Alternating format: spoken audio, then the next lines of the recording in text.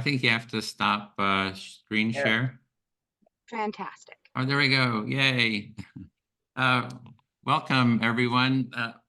Hello, my name is Edwin Rutsch, and I'm the director of the Empathy Center located here in beautiful Santa Barbara. You can see the center behind me.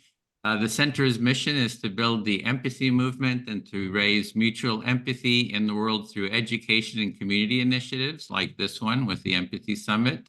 And I'd like to welcome you to this 4-day Empathy Summit devoted to books about empathy, organized by the Empathy Center and co-hosted by Anita and myself. In total, we have over 40 authors participating, all of whom will summarize their books, describe their motivation for writing it, and share what they hope readers will take away from their work. Please note that we are recording this summit for educational and promotional purposes, and the video recording will be posted to social media. Anita? Thanks, Edwin. Good morning from Montreal, Canada. My name is Anita Nowak, and I'm excited to be co-hosting this fourth of 4 days of an Empathy Summit with my friend Edwin. I met him more than a dozen years ago at a TEDx conference devoted to compassion, and we instantly bonded over a shared affection for empathy and the need for empathy to change the world. So today I teach at McGill University. I'm also the author of this book, Purposeful Empathy. I host a weekly podcast by the same name, which is really dedicated to amplifying the voices of people from across the globe who understand that the world needs more empathy and are doing something about it. I'd like to welcome everyone and thank all the incredible authors who will be presenting today.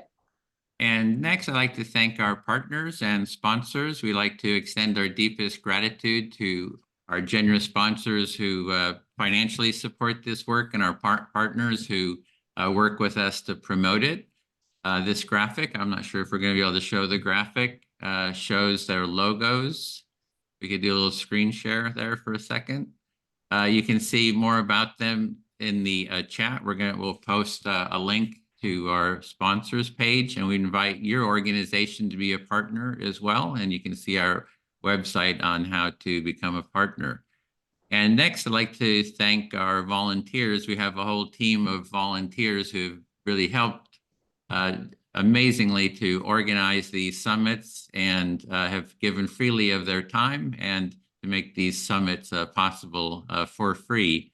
And there's our great team. Thanks to all of our team. And so next, for today's agenda, we have I'm just going to go over the agenda. I think we have a slide there for the agenda as well. And we have 2 hours of speakers. And after we hear from our wonderful authors, we invite you to participate in a facilitated empathy circle kind of at the end. And when you think of, and I really feel that the empathy circle is a foundational empathy building practice for the empathy movement, which we're really trying to foster here. And when you think of movements like the mindfulness and compassion movement, for example, you think of meditation as the core practice. And for the empathy movement, I feel it's mutual active listening, which we do in the empathy circle. And so after all of our authors present, please stay to experience an empathy circle for about 60 minutes, followed by a group debrief of the experience. And today's session will end a bit before 12, no, actually about 11 or so Pacific time. Anita? Yeah, our first speaker of the day. So all our speakers have 10 minutes, and we'll give a little signal at 9 minutes just to keep ourselves on track with the agenda. Our first speaker and author is Chris Shipley. So she is an entrepreneur and co-founder of Constituent Connection, a platform that revolutionizes the way political candidates connect with voters, and the author of The Empathy Advantage, Leading the Empowered Workforce. So over to you, Chris. Thank you so much for being here. Well, thank you. I'm going to set my timer for 10 minutes, and hopefully I'll stay right on track and keep this program going because there's so many great authors I want to hear from today. But I'm really very glad to be with you all today, and particularly want to just congratulate you on putting together this summit over the last 4 weeks. It's been wonderful to see so much focus on something that I think is so desperately needed in our this moment, which is an understanding and a practice of empathy. So with Heather McGowan, I've written 2 books. The first was called The Adaptation Advantage. And I want to start there, even though it's I think The Empathy Advantage, our second book, is the one we want to focus on. But I want to start with The Adaptation Advantage because I think it'll explain how we got to the empathy advantage.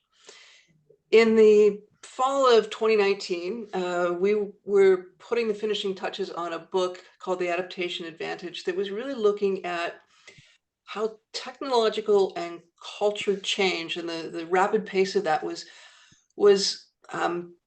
putting people in a place of a challenge around identity. Essentially, if you identify as your work, as so many people did, you would find that as your work was shifting, you're in a very uncomfortable place. In fact, there was some data that suggests that it takes someone twice as long to get over the loss of their work identity, the loss of a job, than it may to get past the loss of a significant relationship. So imagine that your marriage breaks up, your partner passes away, and you can get through that trauma more easily than being fired from a job or being no longer able to practice in the profession of your choosing. And so we really wanted to understand a little bit more about work identity, because we believed that life was changing and ultimately that you needed to adopt an adaptation mindset, both for yourself personally and for yourself as a leader in your organization. It's the Empathy Summit. And so that was the first, last one, but I'm gonna the first book that we did. And we Chris, we've lost you. If everyone else can turn on their mute button, but Chris, we do want you. well, that's very, very kind of you. Thank you. So as I was saying, the book was finished. We went to the publisher in December of 2019. We had big plans for how we were going to launch this book. It was coming to market in late March of 2020. And I think, as you know, what happened then, the world changed very quickly, which was essentially turned our first book into this accidental guide for leading through the pandemic, as people were trying to figure out how they adapted their workplace to be more accommodating to their workers in the midst of the pandemic. So in that period, we talked to a lot of leaders about what they were experiencing and what their workforce was experiencing. We talked to people who had really tried to make this shift and had made this shift to work from home and what that meant for them. And at the end of the day, what it meant for them is that they suddenly had so much more agency in the way they did their work. They were able to set their own terms, work the hours that made sense for them, manage their life, recenter work in their life to essentially move from a place where you kind of work was at the center and you built everything around to a place where your life was at the center and your community, your family was there. And then work was built around that. And that shift was a fundamental change in our workforce. Our workforce has become so much more empowered. And if that's the case, and I believe it is, and I don't think we're going to put that toothpaste back in the tube anytime soon, as now 4 years on, we're still wrestling with return to office policies and work from home and distance work dynamics that are very challenging for leaders. And it was in that observation that we recognized that leaders needed to shift their perspective to work with this and enable their new workforces, this newly empowered workforce. And at the heart of that shift was empathy. And so that was the sort of origin story for the Empathy Advantage, really recognizing that all of the skills that you learn as a leader that got you to kind of the head of the class in a leading up to the pandemic timeframe were actually not going to get you where you needed to go going forward. You know, the kind of I'm the boss, I know it all, do as I say, command and control that many of us grew up with, built our careers around, that simply wasn't resonating with workers today. And so we identified what we thought were 4 mind shifts that were critically important for leaders going forward. And the first is to think about the fact that you are no longer managing people, but you're managing or you're enabling them. So this is a place where empathy obviously becomes deeply important, because you need to understand what it is your people need in order for them to be able to perform at work, and to be able to contribute to the team and be able to execute in their jobs. And that's sort of resisting that urge to micromanage, and really flipping the script, so that you're thinking not about, these are the people who work for me, but I work for them. And my job as a leader now is not to tell people what to do, but to help them be successful. And, great leaders have always done this, but I think this is this fundamental shift that is returning agency and autonomy to workers, so that they are enabled to do the work. So that's the first mindset shift. Easy for me to say this early in the day. The second is culture. If you think about many workplaces, and they're kind of a hunger game, who's going to be employee of the month, the top performing salesperson, the best ladder climber. That competitive environment actually needs to shift and give way to one more of a collaborative contributor environment. In our fast changing workplaces, no one has all the answers any longer.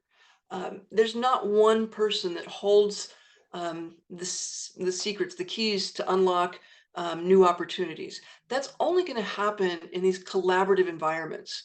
And so as a leader, your job isn't to pit your employees against one another to see who can outperform the other and drive performance, but rather to engage your teams into a collaborative exercise of group problem solving and engagement. That leads to the third shift, which is really about approach. So often we think about, well, if I dangle a raise or a bonus or extra benefits, I give you some extrinsic reason to perform, that you will do great work for the company. And maybe it's sometimes even the carrot stick approach, right? If there's pressure that says, well, if we don't do this, if we don't achieve these goals, these horrible consequences will occur. Well, that extrinsic pressure can work in a slow-moving environment. It's not great. I don't think people like to work in those kinds of environments. But from did we get our productivity numbers met? Yeah, that might work. But what works even more importantly is intrinsic motivation. It is really the ability to tap what drives your employees from their own selves, that enables organizations to adapt and grow at speed and scale. And here again is a place where empathy as a leader takes center stage, where you can understand what it is that your people want and need, what gives them purpose and passion in their work, and then connect that passion to the performance that you need in the organization. Which means, and leading us, I think, to the fourth of our mind shifts, which is, it's a shift in your behavior. It's, again, not a management type leadership, but an inspirational kind of leadership. What is it we are trying to achieve together? How can we get to that mountain? How can we succeed together? Tapping that sense of behavior, that sense of leadership and inspiration, by really knowing your people and really engaging with your people, are fundamental shifts that those four together, deeply connecting with the people who work for and with you, changes the workplace in a way that taps all of that agency that's been discovered in these last years and applies that agency to the product and the trials and the work that you are trying to achieve together. So I was saying, the years since we published the book, we've done lots of podcasts and interviews and conversations with folks. And the one piece of pushback I often hear, and I wonder from some of you if you hear the same thing, when we talk about empathy, they will say, well, that's kind of soft. Isn't that mean that you're letting people get away with stuff, that they're not actually accountable? Or, there's this whole misunderstanding that empathy somehow means being a nice guy at the expense of the company.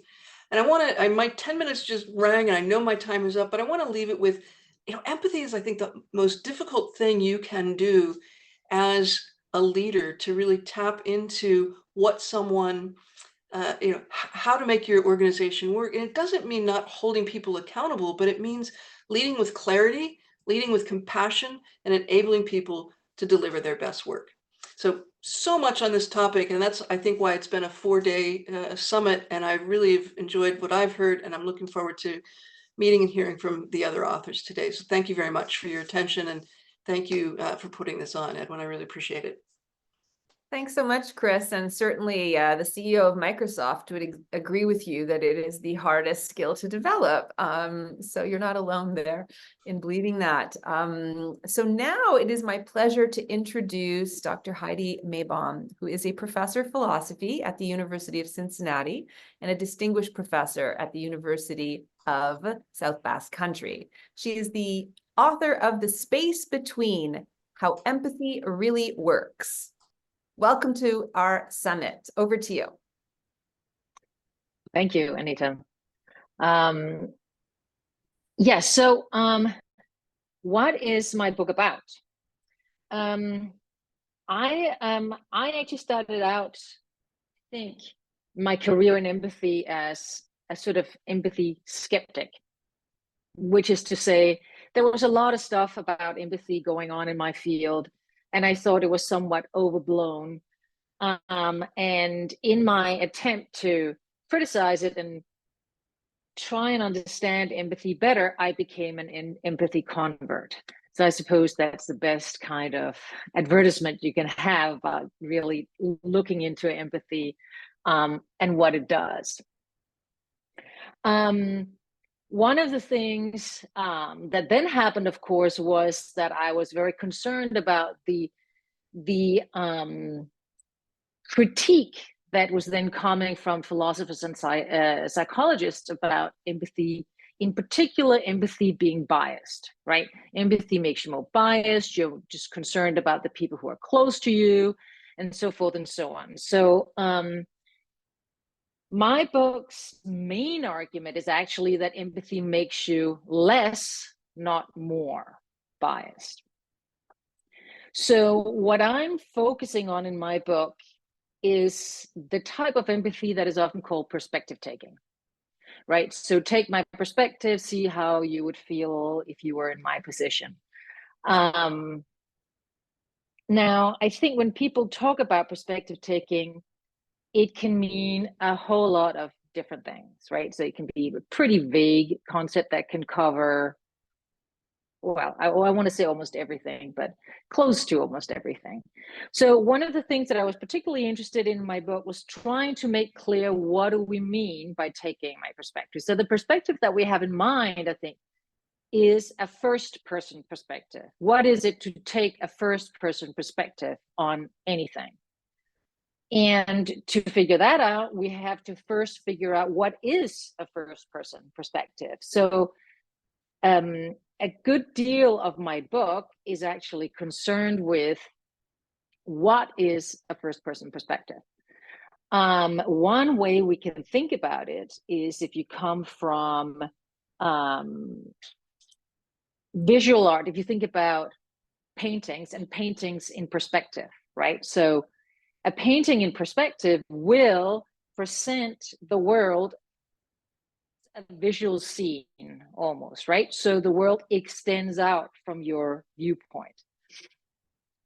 If we try to understand that more metaphorically at the psychological level, what is a first-person perspective?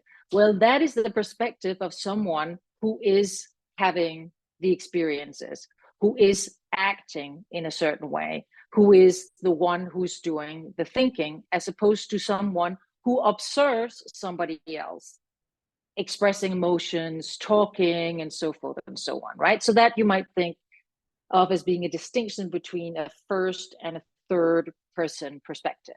So typically, when we think about ourselves, we reflect on our actions, that is a first person perspective. If we think about somebody else, we tend to regard them from a third person perspective. And the trick in perspective taking is then to revert. That is, to, instead of taking a third person perspective on somebody else, to take a first person perspective. What does that actually mean? Well, I think in general, as a rule, what characterizes our relationship to, what characterizes our experience of the world is the relationship in which we stand to the world, right? Is a thing close? Is a thing far? Is it dangerous? Is it going to help me? Can I eat it? So forth and so on, right? So the most abstract characterization of a first person perspective is it is the consciousness, if you like, that is sitting at the core of the web, in a web of relationships to the world, right? Fortunately, we can make that a little bit more precise, because I went through a lot of the psychological literature to try and figure out what hard data, as it were, as hard as psychological data gets, right? But what hard data do we have about what such a perspective consists in? And it turns out that there are some very interesting differences between the way we tend to think of our own actions, our own thoughts, our own motivations, our own personality, and the personality, the actions, and so forth and so on of other people. So some of the differences are when you think about yourself, you tend to think more about why you're experiencing or feeling the things that you're feeling. When you think about others, you tend to focus on their action and why they're acting as they're doing. If you're thinking about yourself, you tend to explain what you do more in terms of actions. If you're thinking about other people, you also have a tendency to explain their actions in terms of their personal history. For instance, why is Jake always so angry? Because his father was violent towards him or something like that. Those are considerations we rarely make in our own case, unless we're at a psychoanalyst, lying, if you like, on the couch. It turns out that there are sort of very interesting differences in our autobiographical memory too, whether we remember ourselves as seeing ourselves in the memory. Then it turns out we have a more distanced view of ourselves. We tend to regard ourselves more as others would regard us, and we're more emotionally engaged at the same time. A lot of asymmetries can also be seen when people act towards us in ways that we regard as being wrong, right? So the victim-perpetrator asymmetries are very important in the literature too, right? So we tend to regard our own wrongdoing as being less bad than other people's wrongdoing, even if it is at the same level of severity. So there are all kinds of ways in which there are these interesting asymmetries. And so once we understand that we all have a particular perspective on the world, and it actually tends to be very similar across different people. That is, you can think about the perspective as being the format in which you present the world. And that format is subjectively translatable. That is, we all tend to see the world as being self-relevant, right? And it's that self-relevance that you can use when you try to take somebody else's perspective. So what we can learn from this exploration, I think, of a perspective is that we can learn what kinds of things are going to be changed if you take a first person perspective on another person versus a third person perspective.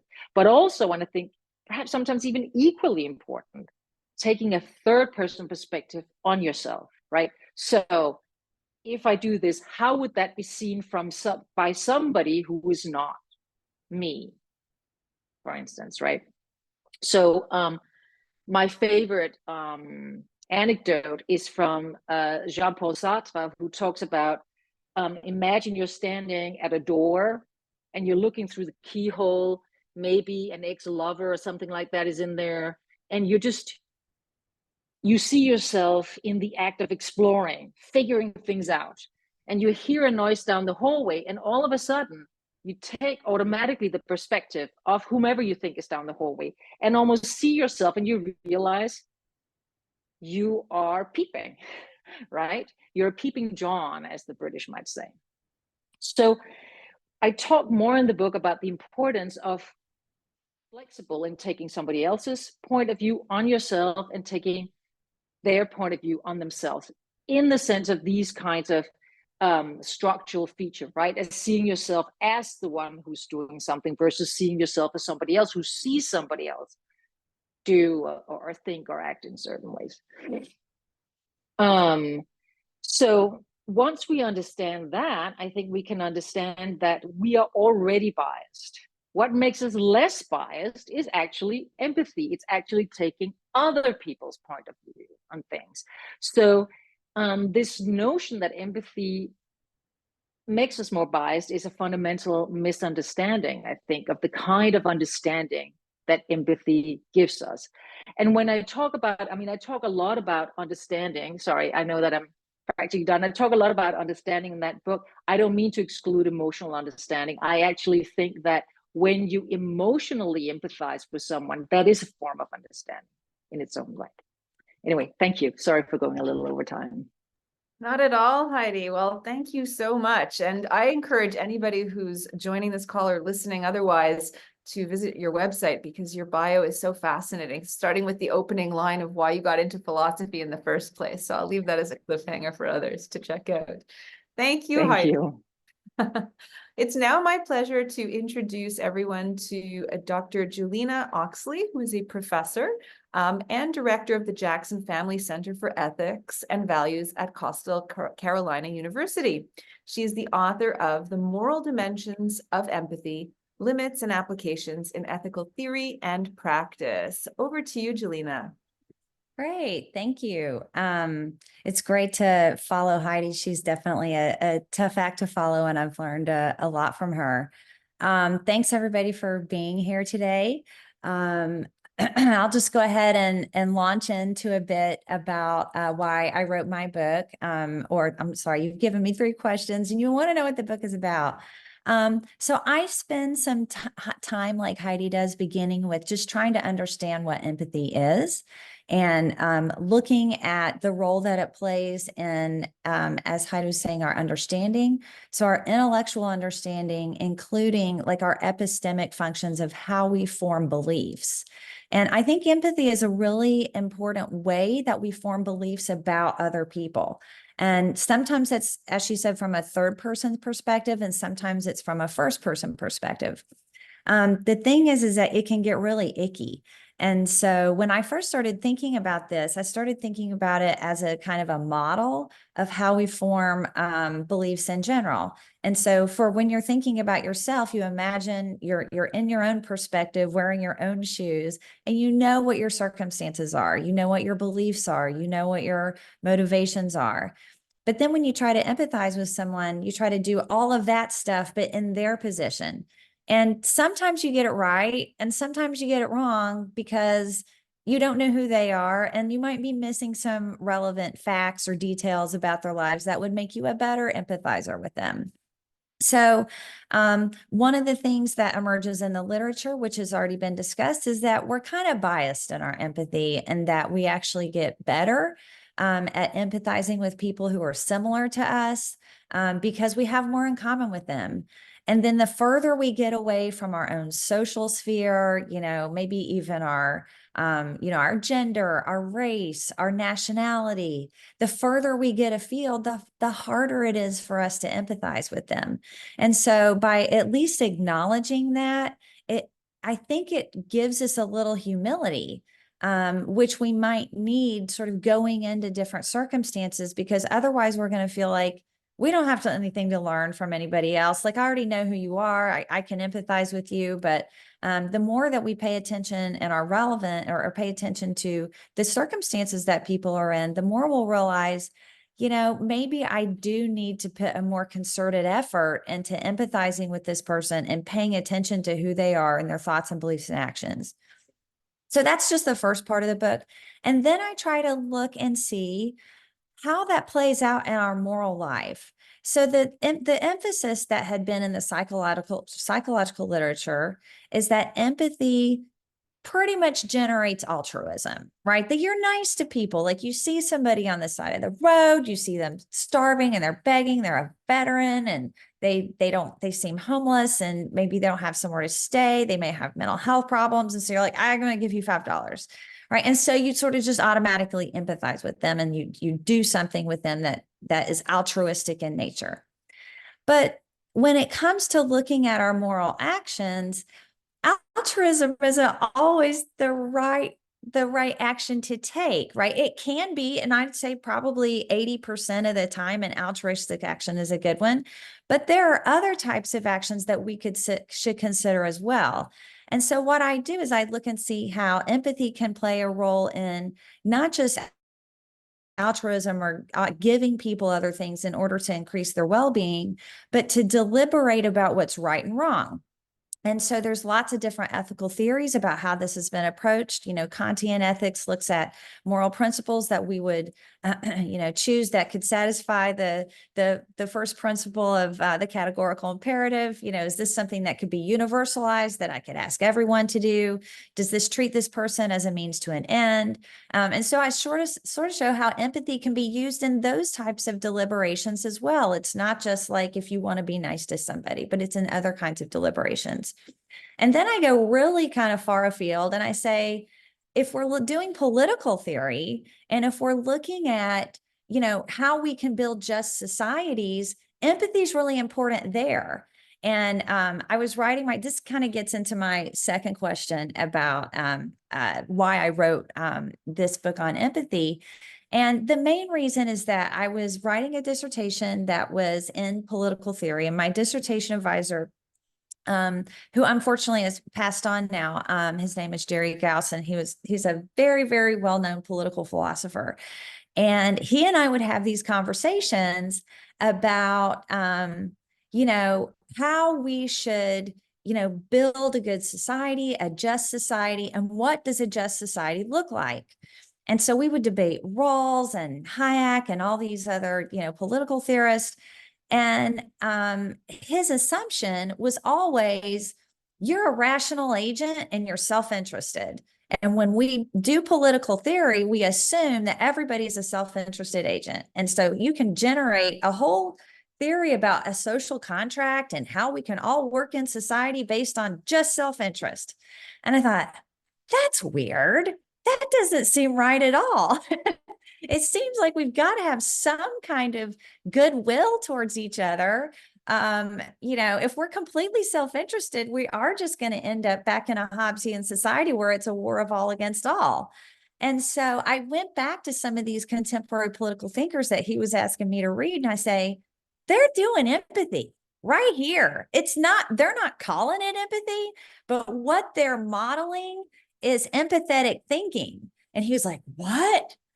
And initially I thought it was benevolence. I thought about benevolence for about 6 months, and I was getting all mixed up because I was coming at this not from psychology. I was coming at it from political theory. And once we started digging into it, he was like, you're totally right. This is empathy. Like what they are doing is empathetic deliberation. And so when I wrote my dissertation, the dissertation itself was actually a very long exploration of how empathetic thinking is a part of Rawls's theory of justice, which is, a very well-known and probably the most influential theory of justice that we have, which helps to justify the world that's around us today with a social safety net and education and, Section 8 housing and food stamps and, unemployment, not insurance, but when you get unemployment for being fired and things like that. So all those things are things that Rawls argued for. And I said, the way he gets there is by imagining being in somebody else's position who's in that circumstance. And he was like, okay, I never thought about it that way. So that was my real motivation at the time, was trying to prove to somebody who does political theory that John Harsanyi, who's sort of another famous economist, he's a utilitarian economist. I was like, look, that's what he's doing right here. He's like, yep, you're right. And Kurt Beyer, who's kind of an egoist, but philosopher, and he built a moral theory based on egoism. I said, look, even though he's doing egoism, it's still empathy. And so that really is what launched my project. And, thankfully I had a dissertation advisor in philosophy who was very open to empirical data. You would think that like this would be important. And sometimes philosophers are like, we're just going to write philosophy and ideal theories that don't have anything to do with like what actual human beings are like. And I'm like, that's a terrible approach. So it was great. We were very open. So I read so much work in psychology. I'd learned so much. Thankfully, my mom's a psychologist, so she helped me get launched in the right direction. And at the end of the day, in learning so much about moral psychology, that really became my focus. Both in the book and then in my research following several years later, once I started writing more, was really trying to think about the role that empathy can play in our lives, in our daily lives. And it's not just one thing, right? It can be a lot of different things. So, those answers are sort of what the main gist of my book is about. I would hope that what readers take away from reading my book is that empathy has many moral purposes. It's not just one thing.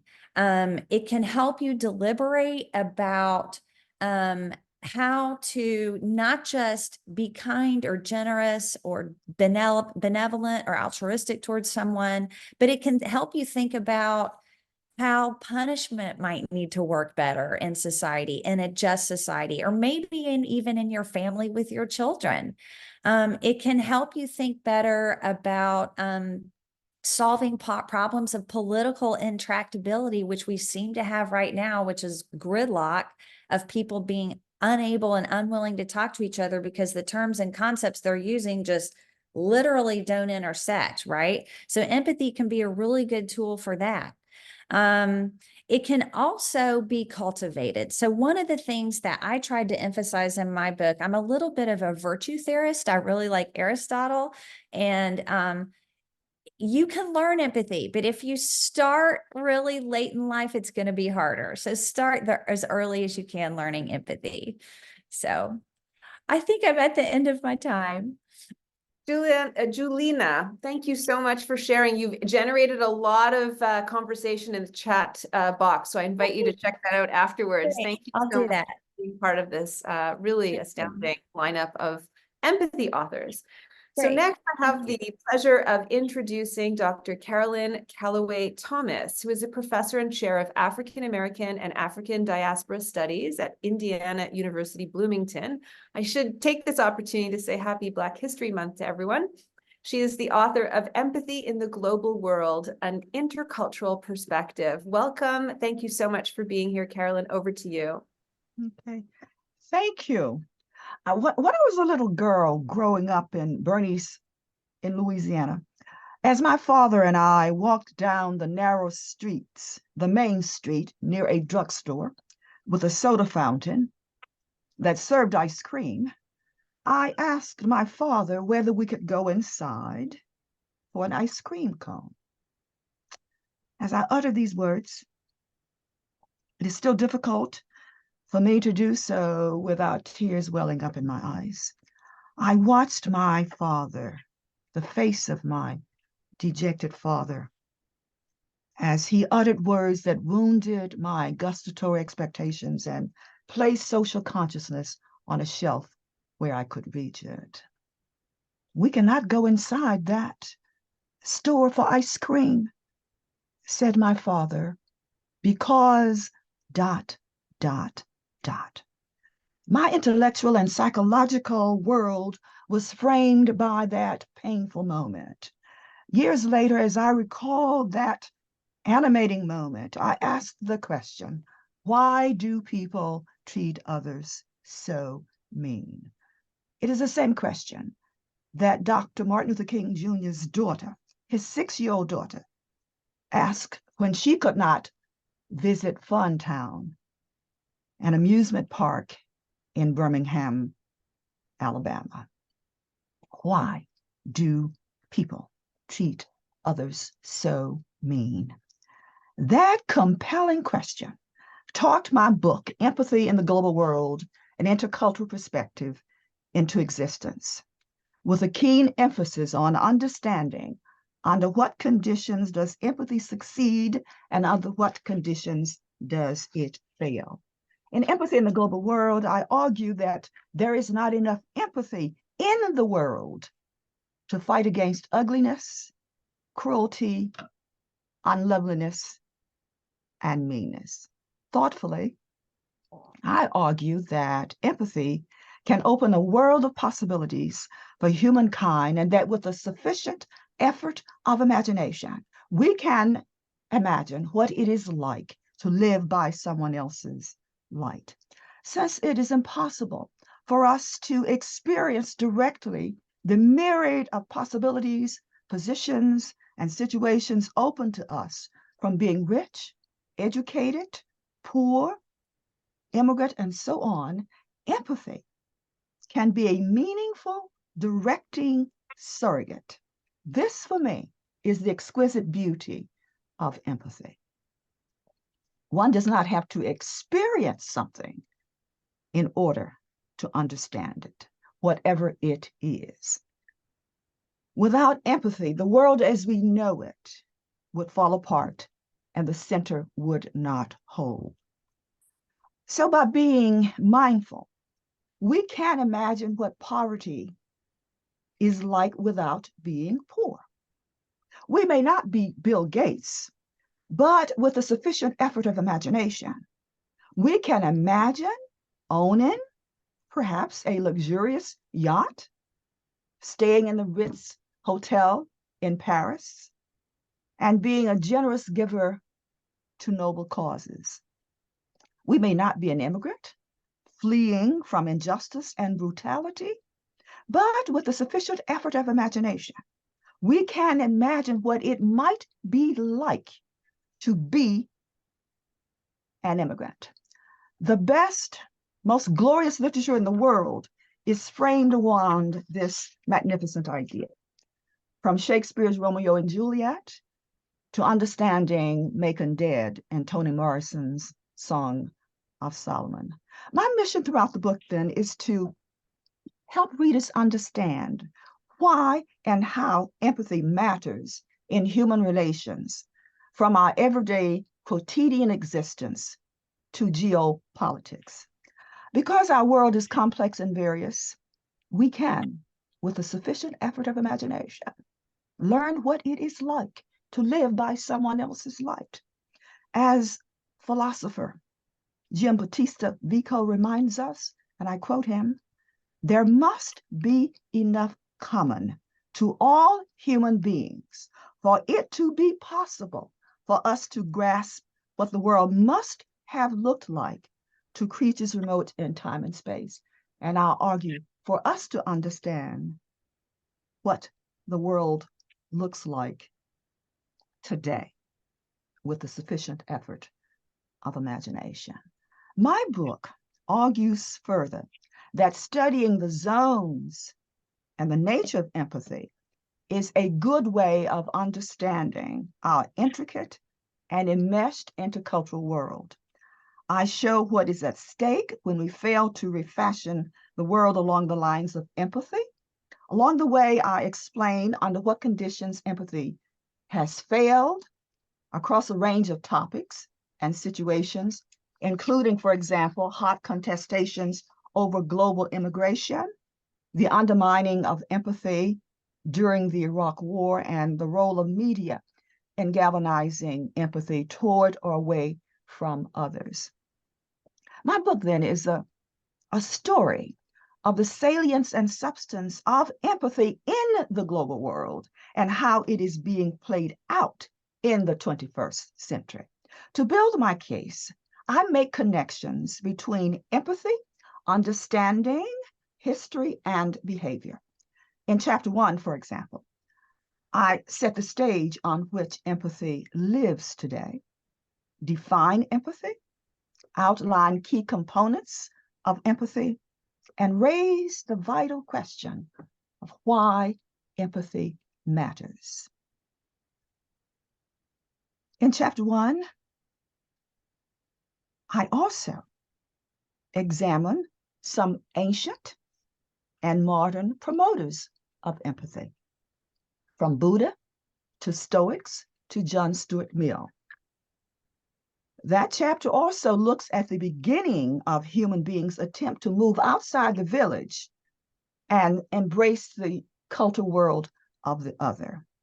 Thereafter, I examine empathy from the following perspectives: geopolitics, subtitled The Spoils of Empathy; immigration, empathy's flickering flames, ? Crafting images, media, and empathy; catastrophes, tsunamis, and Katrinas, and organizations, class, and poverty. Then at the end, I focus on the grammar of empathy and examine factors influencing intercultural competence. It is a practical skill building chapter, which contains some important, useful takeaways. Specifically, it focused on empathetic literacy, what I call a pedagogy of empathy. And by pedagogy of empathy, I mean knowledge and information-based skills that help global citizens respond to and manage intercultural encounters caringly and competently. In the final chapter, I also offer 10 intercultural rules of human relations, and I posit that they're necessary for us to help in a very practical way to learn what it's like to live by someone else's light. The rules run the gamut from developing empathy, fostering goodwill, imagine the stranger as a friend, and to learning how to distinguish between things that happen to us and because of our ethnicity, our color, and our race, as opposed to things that happen to us in spite of our race, our culture, etc. I argue that a lot of mischief making occurs because we do not always separate things that happen to us because of who we are, as opposed to things that happen in spite of who we are. Throughout Empathy in the Global World and Intercultural Perspective, I echo Seneca's directing philosophy, which is, while we still draw breath, while we still remain among human beings, let us cultivate humanity. I also echo scholar, poet Rumi's philosophy. He says, out beyond ideas of wrong and right doing, there is a field. I will meet you there. This is a brief summary of my book, Empathy in the Global World and Intercultural Perspective. And it is a summary of what it tries to do and be. Thank you. There's a field, and I will meet you there. Thank you. Goosebumps, goosebumps. I don't know if anybody can feel the goosebumps like me. You've really caught a lot of our imagination. Several of us re-quoted back to you the exquisite beauty of empathy, and someone wrote me a note saying, I'd love to hear Carolyn speak for an hour or more. So thank you for that. Thank you. I appreciate it. It's now my pleasure to introduce Sophie Wade, who is a futurist and strategist, a keynote speaker, author, and LinkedIn instructor with 500,000 learners, a podcast host of Transforming Work with Sophie Wade. She is the author of Empathy Works, the Key to Competitive Advantage in the New Era of Work. Welcome to our summit. Over to you, Sophie. Thank you so much. I really appreciate it. It's great to be here.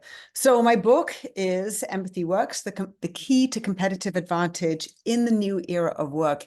And it is a human-centric system that is described and explained in terms of how we are needing to infuse and integrate empathy into our business worlds because of where we are, the new environment, the highly digitalized business and work environment that is so different these days, that it is interconnected, that's moving at a faster pace, that is so much more unpredictable. And so infusing empathy, this human-centric approach, is really, really important for where we are now. Could we have done it differently? Coulda, woulda, shoulda? That's not the point. The point is where we are now and how we can move forward. I talk about empathy as being a value, a mindset, and key skills that we need to be integrating, to be, as we're needing to work together very differently. The nature of work has changed because of the drive of technology and how that has changed. There have been social developments as well, but really how we're working so interconnected at a faster pace, and much more unpredictable. There's much more non-routine work that has really grown. We're needing to collaborate much more closely together. And therefore, when we're needing to bridge silos, to working across disciplines, working with people across with much more cognitive diversity, we're needing to understand each other much more right now. So as a result, how can we do that? How can we bring our whole selves to work if we don't have a way to actually connect with each other and understand where the other person is coming from so that we can work together effectively? So that's the point, is this, like, I'm trying to describe sort of where we are. So the book is in 3 parts. The first is like where we are, technology-driven, societal developments, and how empathy works. And I take the cognitive, affective empathies and empathetic action and make that into think, feel, and act, and therefore make it sort of very simple. Or sort of making it simple so that people can really sort of get to grips with it very easily. I also talk about where we are, much more broadly in terms of the social contract, and how we sort of needing to be infusing empathy in a different ways, because the extent of the changes in our environment means that, particularly in the US, there has been a break in the social contract, and how an organization used to look after us. We'd have a job for life and then we'd be able to retire. That doesn't work anymore. That doesn't exist anymore. And therefore, how are people feeling? How can we engage people? Because it's a very different environment. And so it's really sort of looking at that. What do we need across the business ecosystem now that things have changed so much? So I talk about the customer journey and the employee journey, sort of the yin yang in a holistic system, and how in that human-centric system, empathy needs to be infused without, as we have these powerful technologies so we can identify and connect with the customer on an individual basis, and really sort of say, that is my customer. I can meet them in the street. Similarly, applying the same and consistent human-centric understanding and approach to our employees. So the customer journey, the customer experiences, and the employee journey and the employee experiences, and really sort of like seeing that we really need to have that the thread that goes, the consistent approach that goes all the way through. So the second part is like presenting this human-centric system, having explained sort of how empathy works, so we can be applying these think, feel, and act. And then the third part, because I love theory, I love sort of trying to understand the history of where we are and then applying it. So it has to get practical. So the third part is all about empathy habits and how we can apply those think, feel, and act in all different aspects, whether it is leadership, whether it is for salespeople, teams, hybrid working, remote working, how we can connect with people, we can read their behaviors when we're on little screens, all the different things that we can do to get very practical about how we can actually take this new approach within the system and really apply it. Because we are needing to be, in order to try and reduce some of the different situations we're dealing with now. I was writing this during the pandemic, seeing how people's mindsets were changing about how they could live their lives, and really sort of thinking like, what does that mean as we're crafting a new way forward for ourselves? Why did I write the book? Because I wanted to make a difference. I'd been talking about empathy for a long time, well, for a couple of years at least, before the pandemic. And within that, it was really 3 pillars. It was how leadership was changing, the disconnect between generations. It was, at that time, it was boomers and millennials who were kind of like, oh my God, what are those millennials doing? So I actually put myself in their shoes and looked at all the research and talked to many, many people, and really sort of said, well, now if I can put myself in somebody else's shoes and really see the world from their eyes, how does that make me me understand their world better. And then the last bucket was the decentralized workforce. People were already working in very, very different ways, much more informally, mostly at that time. And so it's really sort of connecting with how they were not being managed differently. And I was, helping people understand, like, these people are in very different environments and need to be thought about, empathized with, so that they can be managed better. And so that's sort of where it came from in terms of trying to connect with people with how their workers, how leaders were needing to decentralize decision-making and connect with their employees and their team members in different ways. So it was really trying to make a difference and improve it, and improve the workplace. And, we have that saying, it's not personal, it's business. Well, that doesn't really work anymore. We used to have, when we were working in factories, we could sort of separate out, that was, dealing with factories and really pretty inhumane environments. That was something we needed to do. We needed to separate out our lives and the fun that we could have, and where we actually really connected with others, and our businesses. Now everything is much more integrated. And so empathy needs to be integrated very much in the same way. And so how can we do that? Well, that's where I get very practical. And what I want users to take away is, readers to take away is, and I'm really looking to create a blueprint for rising leaders, because I think people who've been working the same way for decades is very, very hard, as the previous two previous speakers were saying, in terms of changing mindsets. And this really does require a mindset shift in the workplace.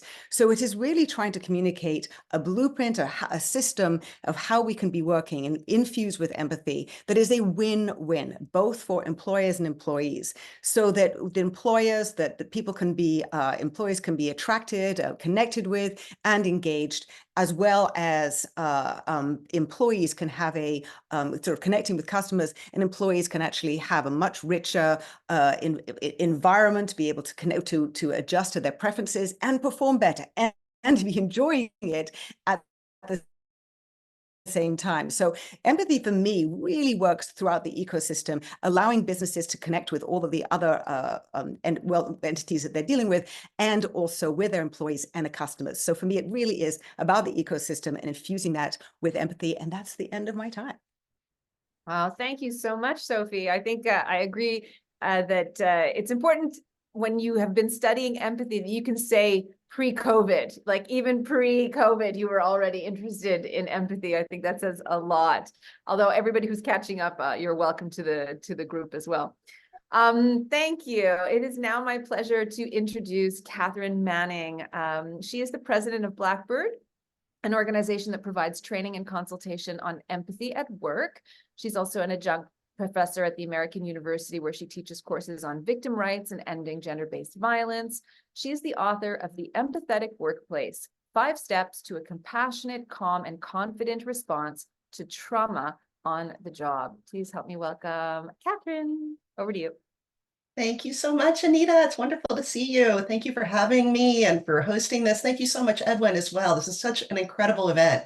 And thank you, Sophie. Amazing job. So you heard the title of my book. This is what it looks like. The book is, it really comes out of my work as a lawyer for many years, who has worked with victims of crime. I started off a million years ago, back when I was in college, doing hotline work for domestic violence, rape crisis kind of work. And that work is what drove me to go to law school. And after law school, I ended up at the U.S. Department of Justice, where I spent 15 years advising the department on its work with crime victims. And a couple of things became clear to me over those years. One was that people didn't need different things based on what they were a victim of. Like, it wasn't like victims of human trafficking needed wildly different support than victims of terrorism. Everybody needed to feel heard. Everybody needed some help to get back on their feet again. And then the second thing that became clear to me was that it wasn't just the victims in our cases who needed those things. It was my colleagues too.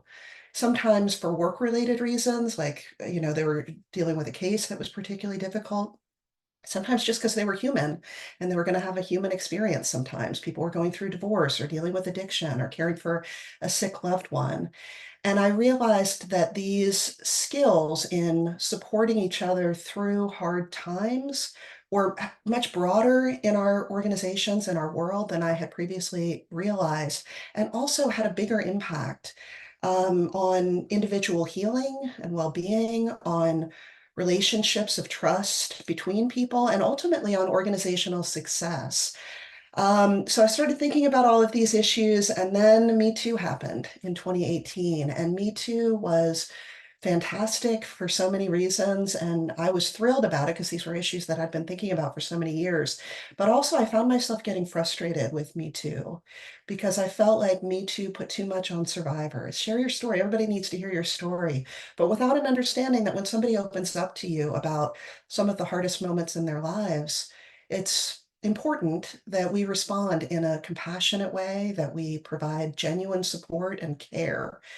And I saw again and again, people were not getting it right, and not getting it right, not because they didn't care, but because they didn't really know how to do it. And often when somebody says something really difficult, we get kind of an empathetic response. Empathy can be challenging sometimes, right? We can absorb the trauma and distress that people are experiencing, and that can make it hard for us to respond in the ways that we want to. So that's why I wrote my book. And my book is about how do you navigate that conversation in the workplace when somebody comes to you and says, hey, I need you to know that I'm going to need some time off because my wife is very, very ill, or I myself am experiencing thoughts of suicide. What are the things to do in that conversation to show up for them with genuine care and compassion and support while also protecting yourself from the effects of compassion fatigue? So I have a few minutes. I'll do this very quickly. I'm summarizing my entire book in like 60 seconds for you all. And actually, I see some great comments going in the chat. I would love if you all, as I'm talking, would you drop in the chat your self-care? Like, how do you take care of yourself? Because I think it's so important that we model self-care. I like to use what I call noisy self-care. We have to talk more about how we're taking care of ourselves as we're taking care of others. Thank you, Roger. Love it. Yeah, so drop in the chat what it is that you do to take care of yourself. And if you have links or ideas or anything, please share those too. Oh, Lynn, good to see you. And I love that you're doing nature. All right, so I'm going to go through my 5 steps. The 5 steps, I have an acronym for them, which I did in part because I spent so long in government that I just kind of think in acronyms at this point, but also because I know that when somebody comes to us who's struggling, we kind of, our minds go blank. So it helps to have a little bit of a map to follow. So the acronym is LASER, and I say it's the LASER technique. The steps are listen, acknowledge, share, empower, and return. So I'll go through them really fast. Listen is active listening. Active listening is more than just being quiet. It's creating the circumstances where the person feels comfortable opening up.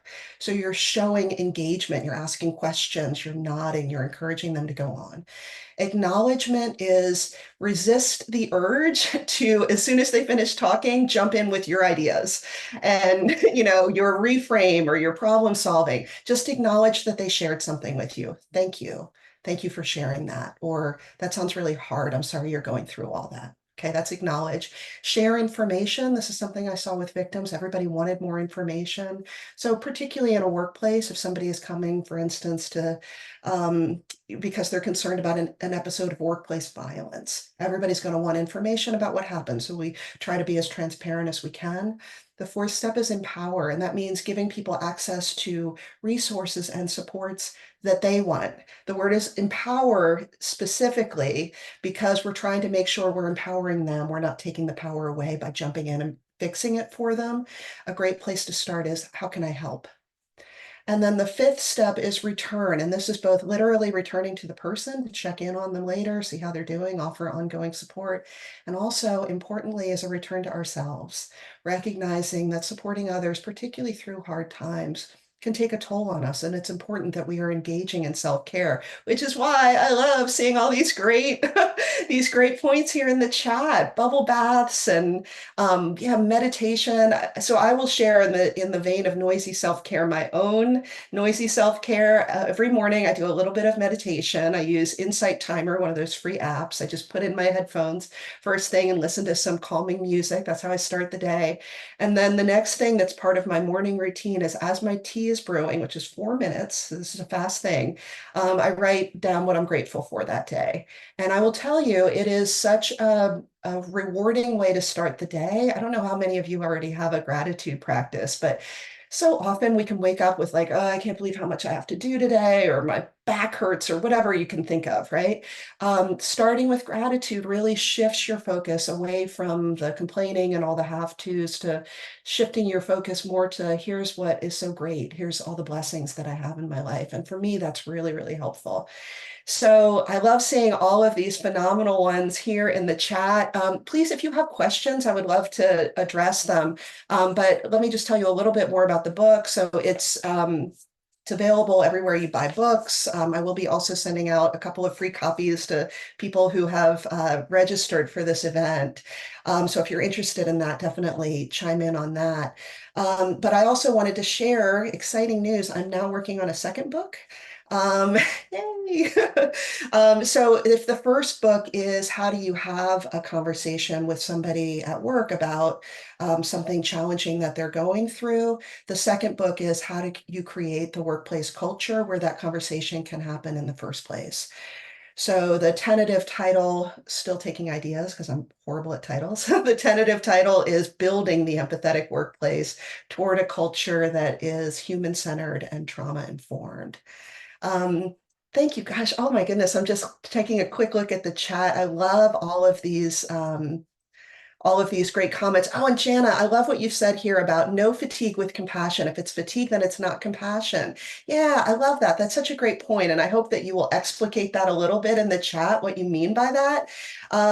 It is something that I have found in my personal life. If I am experiencing compassion fatigue, it's usually because I'm not doing enough to set healthy boundaries and take care of myself. So I think this is a really, really important point and a great conversation to continue. I know that we are just about out of time, but I want to thank you all so much for participating with me, sharing all of your phenomenal self-care routines, and for everything that you are doing to help build a more empathetic world. I'm very, very grateful for you. Oh, thank you so much, Katharine. And I've had the pleasure of meeting her in her home city last year while on a book tour. So it's lovely to see you, and you really do walk the talk. So thank you so, so much. And you've charged the chat boxes on fire now, and let's keep that rolling. It is now my pleasure to introduce Dr. Mark Fagiano. I hope I'm getting that pronunciation right. Otherwise, you'll tell me. Who is a professor of philosophy at Washington State University, where he conducts research in American pragmatism, ethics, social and political philosophy, and the philosophy of technology. He is the author of Practicing Empathy, Pragmatism, and the Value of Relations. Mark, welcome to our summit. Over to you. Thanks for having me. Hello, everyone. Good morning. I feel like a little bit of a fish out of water here. There's been so many great things, great advice given, but I do, as a philosopher, feel a little bit like a fish out of water. Maybe that will cause, I heard sometimes when that happens, it has some sort of evolutionary process in the fish. So maybe I'll be able to grow from it. But my general understanding of empathy begins with a historical approach. I start thinking philosophically, what have people meant by empathy?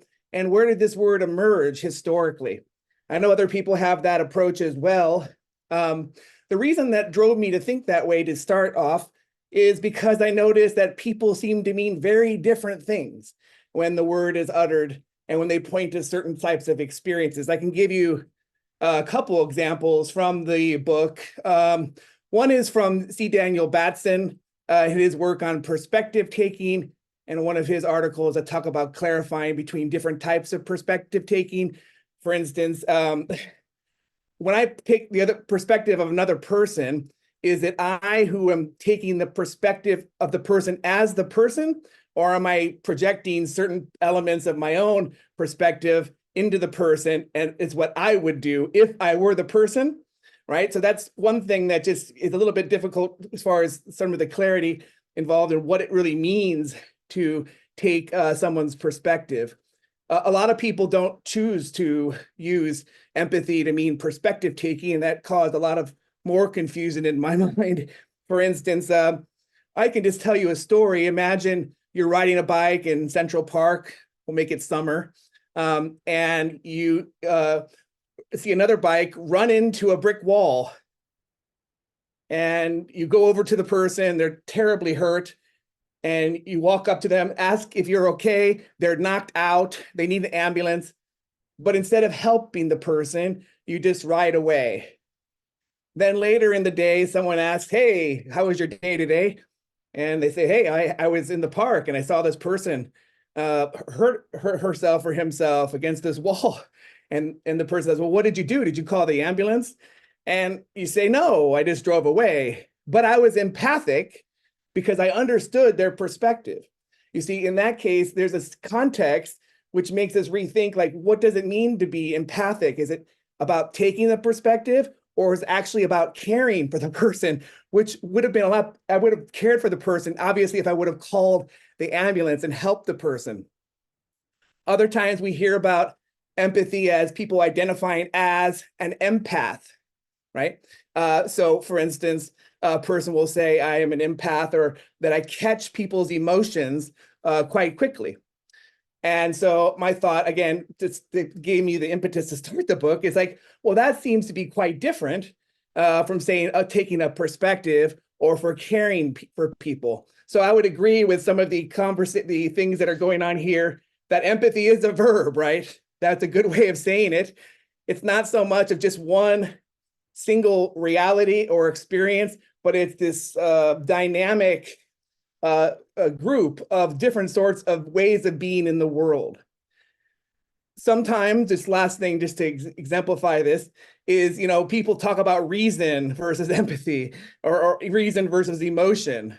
Like, I don't know if you've ever heard someone say to you, stop acting so emotional, be more rational. So like the perfect response to that is, well, is your request for me to act more rational a rational or an emotional request? And sometimes we separate things in our minds as separate realities, but in experience, it's more fluid. There is a great deal more happening than we admit in the specific way we choose to represent an experience. So I would agree with people talking about empathy being a verb, right? That's a good way of understanding it. So to understand that the best, I look back into history and say, well, where does this word emerge from? Where did it first come about? And I saw that the word empathy comes into the language, English language, around the early 1900s. But before that, there's this whole history of empathy in aesthetics and among the counter-Enlightenment thinkers like Herder and Novalis. Herder and Novalis were two, a poet and a really philosopher of history. That's Herder. And they really didn't like the way the Enlightenment folks were divvying up the world and picturing the world as this very mechanistic place. So this is where we see the use of the word Einfühlung, which means feeling into, right? So it's a sense of a type of perception, a type of directed apprehension of something without anything else yet qualified. So I traced that idea of Einfühlung, starting with Herder and Novalis as counter-Enlightenment thinkers, and then saw how it was adopted in the 1800s in the realm of art. Like, if I want to understand a work of art, I need to have that way of projecting my senses into the work so I can understand its beauty. We see this all the time when we're walking down the street. You might turn all of a sudden to see a sunset and you're like captivated, right? So your apprehension of the object, your perception is immediate and focused. So one thing, just to begin with, this first way of looking at empathy shows us that there is this dimension of like apprehending, I call it feeling into, in relation to the word Einfühlung. This continued throughout the 1800s. And then when we see the rise of psychology, we see different sorts of psychologists or aestheticians use Einfühlung to shape the discipline of psychology. And here it starts to become more of a sense of feeling with, or being in sync with another person's feelings or thoughts, right? So this is a big shift. This is like a historical shift, moving out of the realm of aesthetics into the realm of psychology. Still, and this is really where we get the notion of empathy as perspective taking, and philosophers like Husserl and Stein have problems with that. would refer back to what other people said about what some philosophers think. Not always so great. And then what we see after this dominance in psychology, when we have the word empathy, we see that empathy starts to mean something more like care. We see this in the late works of the writings of Rogers, but early on in child psychology and the study of childhood play, right? Why is little Johnny being so mean? This isn't just perspective taking. Why is Johnny being so mean and being so mean on the playground? Let's think about how the kid can be more empathic. So basically, these three different dimensions of empathy that I trace historically, I then in the book turn to apply to basic questions about the morality of empathy, the psychological development of empathy, and the role empathy might play in political science or in what pragmatists call democracy as a way of living life.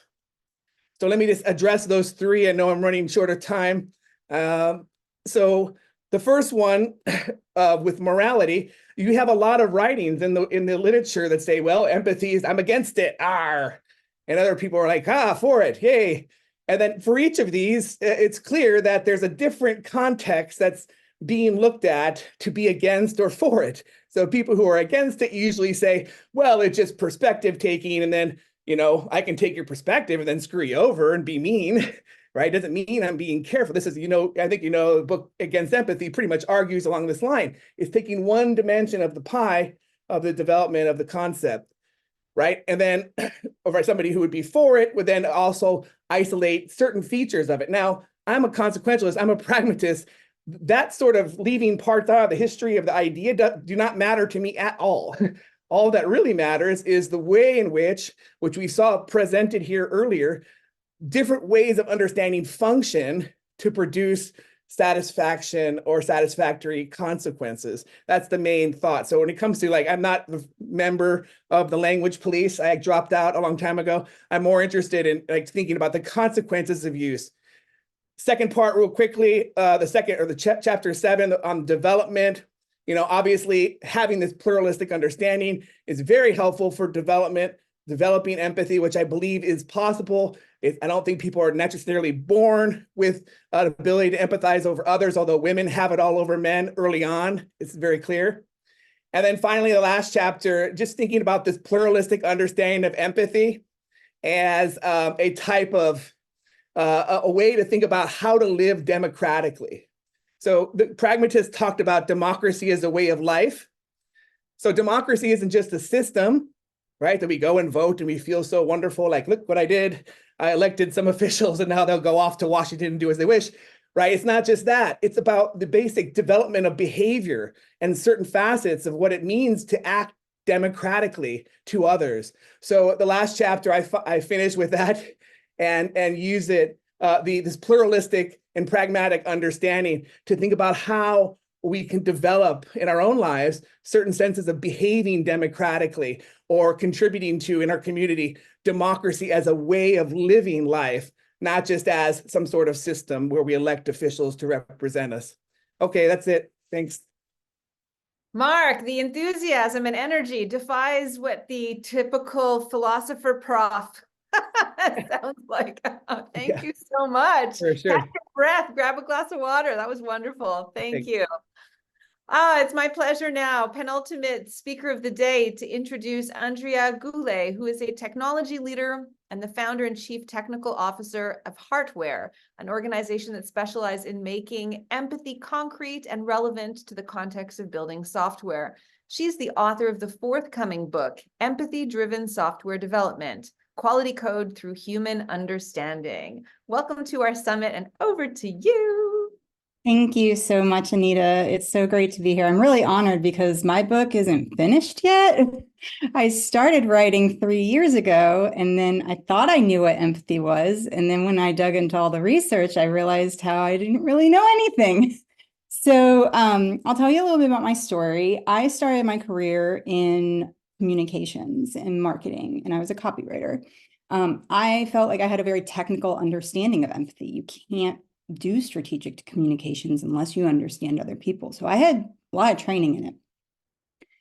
At my 10-year high school reunion, I ran into a friend of mine. His name's Scott, and he's the kindest person I've ever met. I ended up marrying him later after we became business partners, but he was really interested in modernizing existing software. So if you can imagine, like, if you've ever seen like one of those HGTV shows, like Fixer Upper or something, where they go into a house and it's like a really good bones, but it just needs to be modernized. That's what he loves doing. And he was like, you've got a programming mindset. You should come be my CEO. And I was like, I don't know anything. But I did, and I actually really, really liked it. And what I found was that the way that you make software better is through empathy. And I learned all about these new practices like Agile. And I just felt like in order to make all of these things work, you really had to apply empathy. So we made empathy our number one core value. But then we went to a consultant who was like helping us kind of with some strategic plans. And the feedback that we got about our core value was, you can't use the word empathy in software because you will be laughed out of the industry. And this was like 2009. So I'm so glad that we've come so far, because now I'm writing a book with the term empathy and software in the title. So what I am is, if you go through my LinkedIn, what I am a distiller of complexity. That is my superpower. And so getting into what empathy is, I've figured out some of the models, because when I've been speaking at software conferences, engineers want precision. They want to know how. They want to know, give me something that I can execute. And when I first started talking about empathy, because I kind of didn't listen to that consultant, and I was like, oh, that means that I'm on the right track because there's an opportunity for change. And what I found was that a lot of times people think that software developers are so antisocial. They're not. They are some of the kindest and most compassionate people I know, but it's a stereotype, and it's awful. And I can tell you that the reason that I feel so drawn to writing this book is because if we want to fix the biases and if we want to fix the technology, we need to talk about empathy in a way that the people who are building the technology can understand it. And I just felt like I had this very unique perspective where software developers like what I have to say because of the way I frame it. And I have a lot of credibility because I've been in the industry for almost 15 years now. But I also have that technical understanding of empathy. So I'll share with you just really quickly kind of three of the models that I've built and then kind of a definition that I've come up with. So I actually have some slides. So let me see here. Am I able to share my screen? Here we go. Oops. All right. Can everybody see it? All right. So this is the definition that kind of I have been working on over the years. Heidi, your book was so amazing. And I actually, after reading it, wrote a LinkedIn article called Trying to Define Empathy as like nailing Jello to the wall. And like over the years, this is kind of how I think of it. It's a mechanism, right? And humans evolved it. And it's the mechanism that drives us to connect, collaborate, and solve problems as a social species. So if we want to solve problems, we need empathy, right? We also have like, what is collaboration?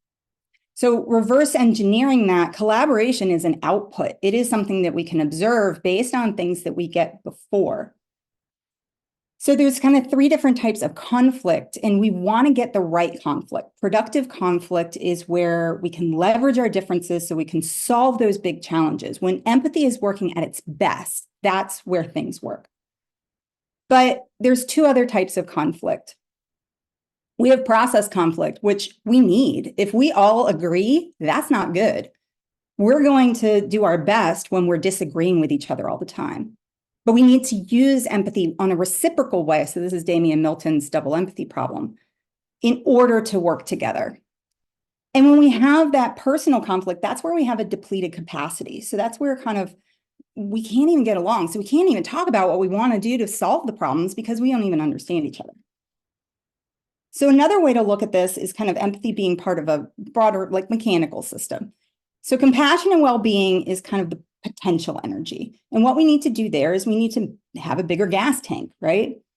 But potential energy doesn't go very far, right? We need something that has movement. And to me, that is the communication. Those are the interactions. Those are the things that we're constantly doing. And if we can use empathy as an engine, then we can have interactions that lead to more collaboration instead of depleting us. And then the collaboration, we need to monitor and maintain that. That is the useful work that we are looking for in order to, solve these big problems. So we can also look at this in kind of complexity theory and systems theory, where this is kind of the, I'm thinking of it like the standard model of empathy these days.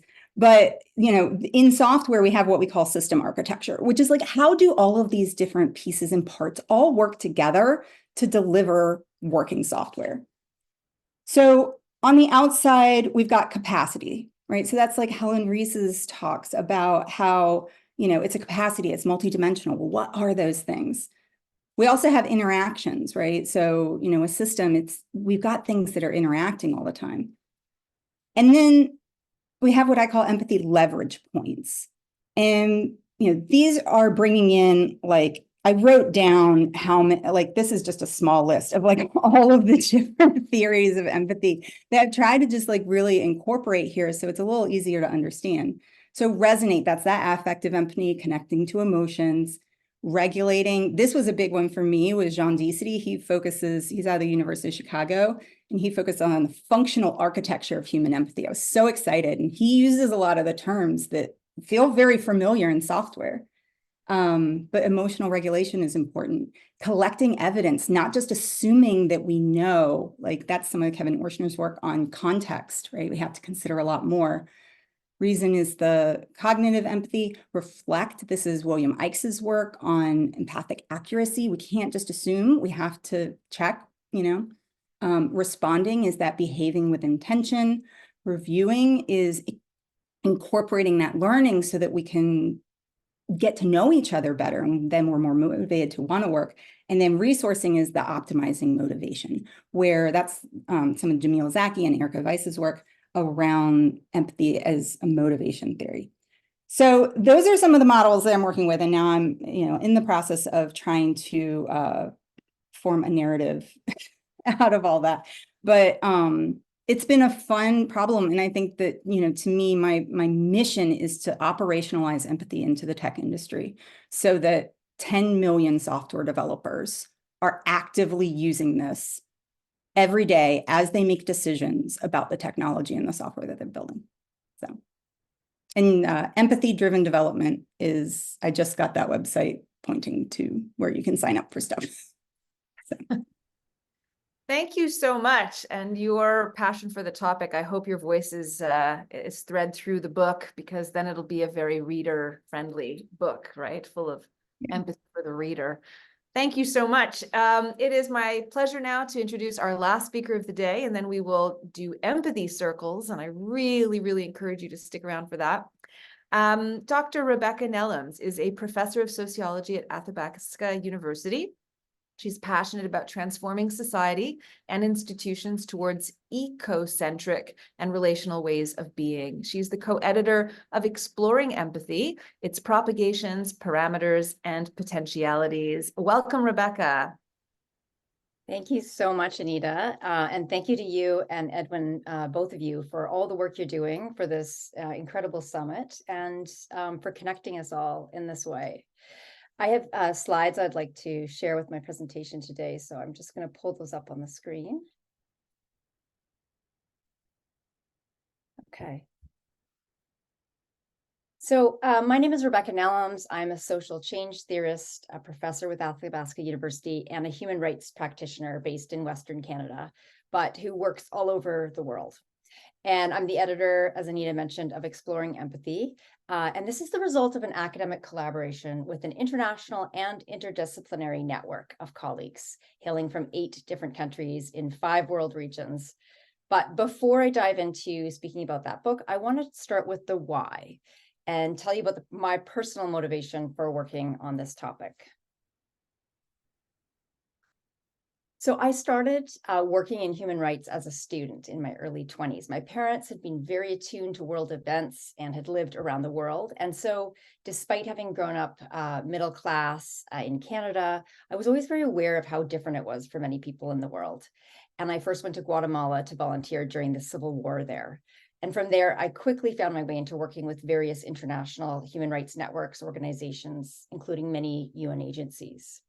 And the thing that struck me over the years that I spent living in Canada and traveling to work overseas in human rights was how some people out there in the world are literally putting everything on the line, giving up everything they have, sometimes risking their families' lives for people and causes that they've never even met or that they don't know. And then I would often come back to Canada and I would notice that there was many people who seemed really quite disinterested and disengaged in what was happening around the world or in causes that didn't directly impact them or their families. And I was really curious about this. I didn't believe it was a biological thing that some people were capable and some were not of empathy. And I didn't think that some people were just fundamentally good and some were not. But I did get extremely curious about what it was that made some people give up their whole lives for others they had never met, and some people not want to lift a finger or even turn to see it. And as a theorist who's focused on how change happens, I became really focused on trying to understand what is it that makes people shift from one way of being and thinking in the world to that other way of thinking and being. Clear that this is what the world needs more than ever right now. And in 2009, when evaluating a Save the Children program in New Orleans, I found some clues and answers to those questions. I went there to assess a youth gang prevention program, and what I experienced was nothing short of shocking. I watched a group of young people who'd been kicked out of every school in the school district. So they were literally going to be denied high school education because there was no school that would take them. This was a group who witnessed, enacted, or were at the receiving end of violence on a daily basis, sometimes multiple times a day. And they represented a number of different warring gangs from different ethnocultural backgrounds. And they were literally transformed by the program. These young people went from being gang leaders to being peacemakers in their communities in 6 weeks. The thing was, the program was only 1 to 2 sessions a week for those 6 weeks, and nothing else had changed in their lives. So my team studied this program. We worked with the participants to try to figure out, we wrote up a study, we had findings, but we really didn't get at the heart of the transformation. And I realized it was empathy. But understanding just what that was and how it happened and how it was fostered became the focus of my PhD research. And I went back into academia. And so as I started to study empathy, I began to see that despite it being such a common, popular concept, it's actually a very vague concept. And it means, as many speakers have been speaking to, it means many different things to many different people. And it has developed over time in different ways to mean different things. And if this was such an important concept, having a vague understanding of what it was and how one might foster it or acquire it was really not good enough. How could we go about fostering, promoting empathy in every country in the world if we don't even know what it is we are fostering precisely? I'd evaluated many programs in the past, and I'd never seen the kind of results that I saw in this program in New Orleans. And what I found from my research is that empathy is a different experience and concept for people depending on their worldview and one's orientation to the world. So I've come to see empathy as an orientation that we have to ourselves, to others in the world, and that there's different orientations that we have in the world.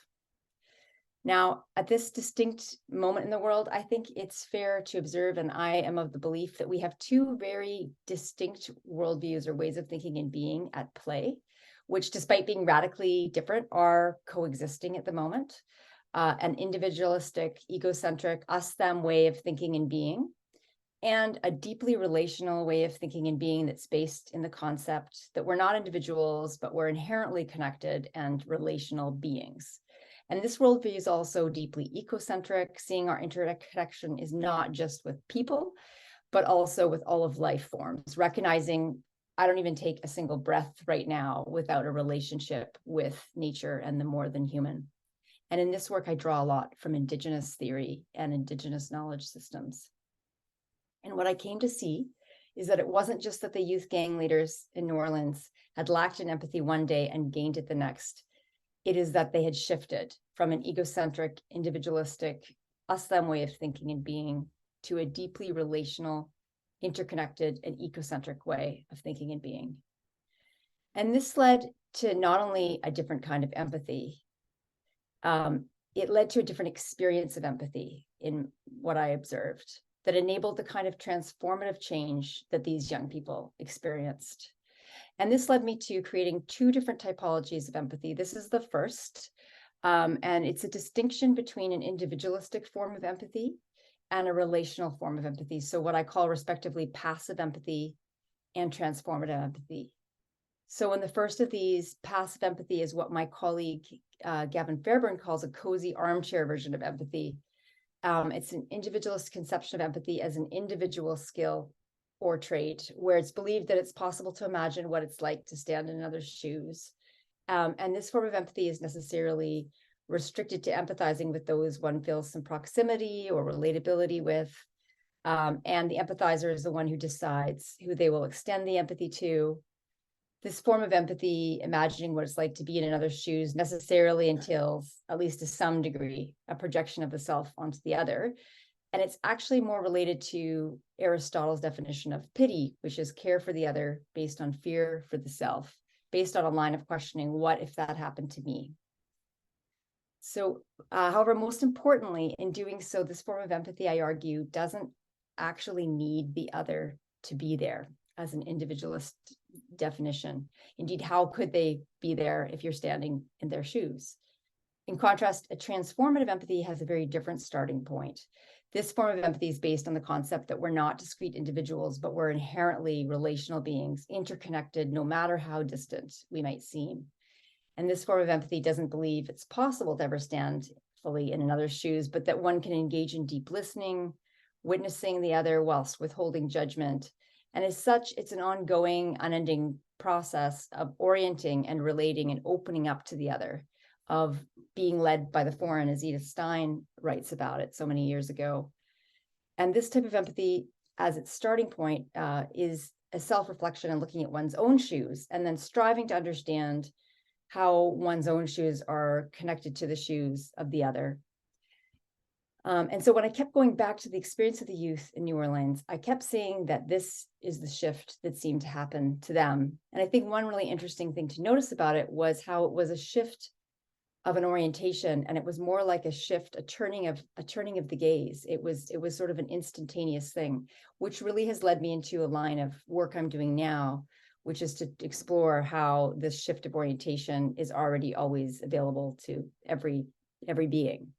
And is not sort of necessarily like a lengthy process of rational, training necessarily. So for me, this transformative empathy opens up the possibility of empathizing with the very distant other, including the more than human and nature, and that this kind of empathy is a kind that transforms not just the empathizee potentially, but also fundamentally the empathizer. And opening up new pathways and unlearning and unknowing of the empathizer. And I truly believe that this is the kind of empathy that we're often referring to and talking about when we talk about the importance of empathy in the world. So based on this, I also wanted to engage with all of the incredible academic work that's being done on empathy and relate this typology to some of those. Because I think they bring in some really different important categories of thinking, such as cognitive and affective, etc. So I developed this next typology that presents empathy as not a single stable concept or definition, but actually a constellation of ideas that's changed over time, and that these are many definitions that coexist. And what I hope readers might take away from this and the book is that it's really important for us to think about and consider, as we strive to promote empathy in the world, what it is exactly we're meaning and speaking about when we speak about empathy. So this typology is in my book, and I won't take too much time here to talk about it due to time restrictions. But I'll just move on to share that this book is actually a collaborative academic publication, and I had the honor of co-publishing it along with authors and thinkers and activists from 8 different countries in 5 world regions, and that these different thinkers actually hail from 8 different disciplines, including media, literature, health, sociology, English, art, psychology.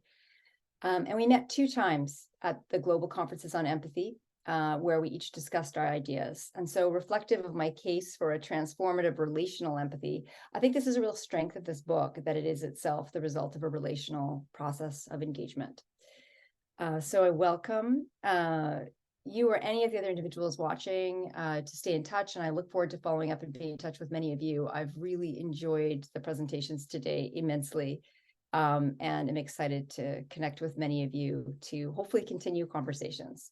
So my contact information is here, and I look forward to seeing what's next with the Empathy Center. Thank you. Thank you, Rebeccah.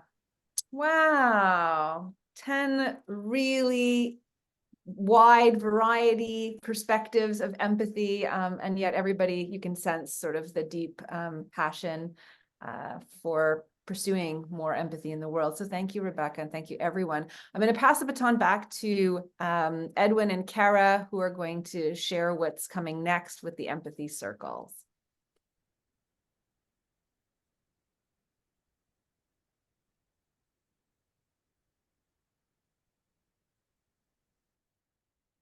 Okay, I think I have my spotlighted. I can't quite tell here. Just there we go. Okay, wow. Yeah, this is totally amazing. It's been an amazing 4-week summit. It really gives me hope to see how all these people are exploring the topic of empathy, and it's really developing into a serious movement. And I really am excited about this. What we're going to do now is transition into the empathy circle. And the empathy circle takes out the vagueness of empathy. Some people talk, oh, it's a little bit vague, because it really is a shared experience to take part in an empathy circle. And I feel that the empathy circle is the core practice of the empathy movement. If you look at the literature, people talk about how to be more empathic. You always hear about active listening, which was developed by Carl Rogers. And what we do in the empathy circle is we do mutual empathic listening and or active listening. And if you look at different movements, for example, the mindfulness and the compassion movement, you'll see that their practice is often the mindfulness is a meditation as a core practice, which is a really good practice to have, connect with yourself. But the empathy circle is about mutually listening to each other and sharing and empathizing with each other. And in the chat, I did post here, let me put it in again, is if you can facilitate an empathy circle, if you could add ECF after your name, you can see it on my name. It ends with ECF. That means you can facilitate a circle. We're going to be making breakout rooms, and they can also, if some of them will be recorded, and if you do not want to be in a recorded room, you can put NR for not record after your name. So with that, I'm going to turn it over to Kara, who's going to help lead us through this process. Kara?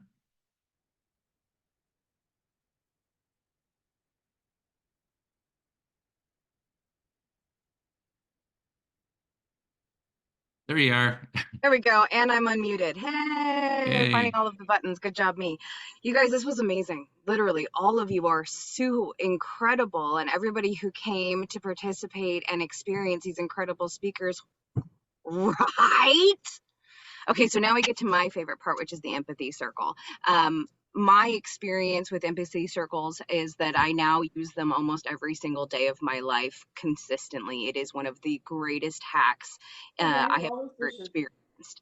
So let's talk a little bit through it. I did put in the PDF on how you can do it. There's also a 6-minute video. I need the dishes now. I don't remember if we decided if we're watching the video or if I'm talking it through, but I think I'm just going to talk it through. That's where I'm going with this. Actually, I'm getting the thumbs up. Okay, go.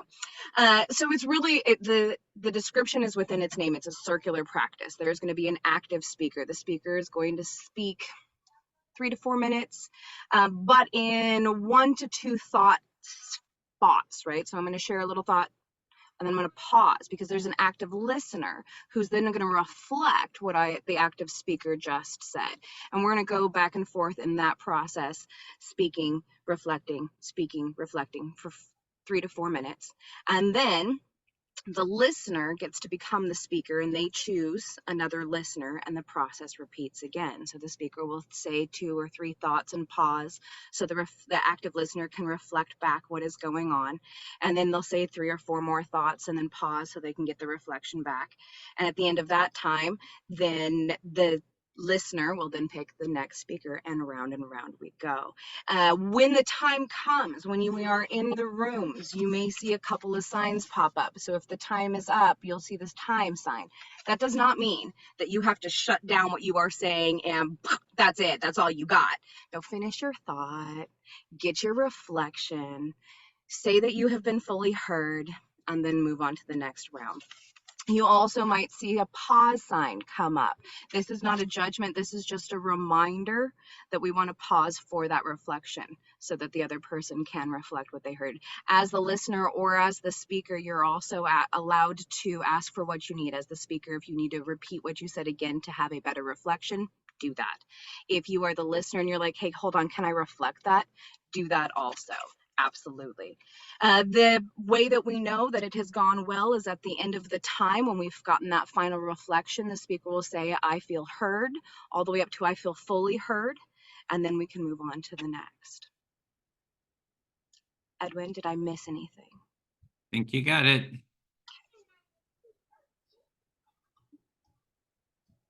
And you had the handout too that people can download to review, and we'll have a facilitator in each breakout room to guide you through the process as well. And you want to do our topic? This one right now. There's another at 1 o'clock, shameless plug, and we'll talk about the empathy center. What does empathy look like in furniture? What does empathy look like in paint? Okay, great. So we have 4 rooms here. So I'll be facilitating one breakout room. Anita will be facilitating another. And if you can take off the spotlight for yourself. And then room 3 will be Kara. You'll facilitate that one. And I'll be in the white room and with the first group. And Bob, can you facilitate one? Are you good with facilitating? So that'll be the 4th room. And at this point, some people drop out or join, so there'll be a little bit of movement with the different participants. So we're going to go, what is our time frame? We have about an hour for this. So it almost at the top of the hour, we'll go for about 60, 70 minutes, a little bit less than 70 minutes, and then we'll come back for a debrief. And let me just move a few people around. In 1 second. Okay, all right, here we go. And make breakout rooms, open all rooms, 1 second. Time.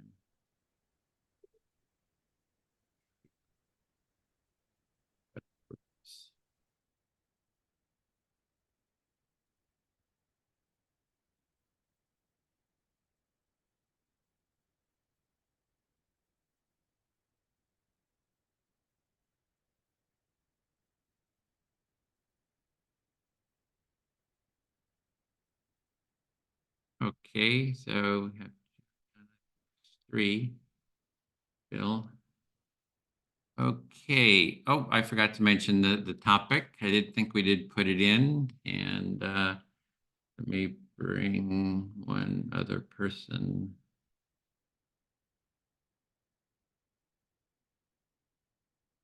Oh, sorry, 1 second.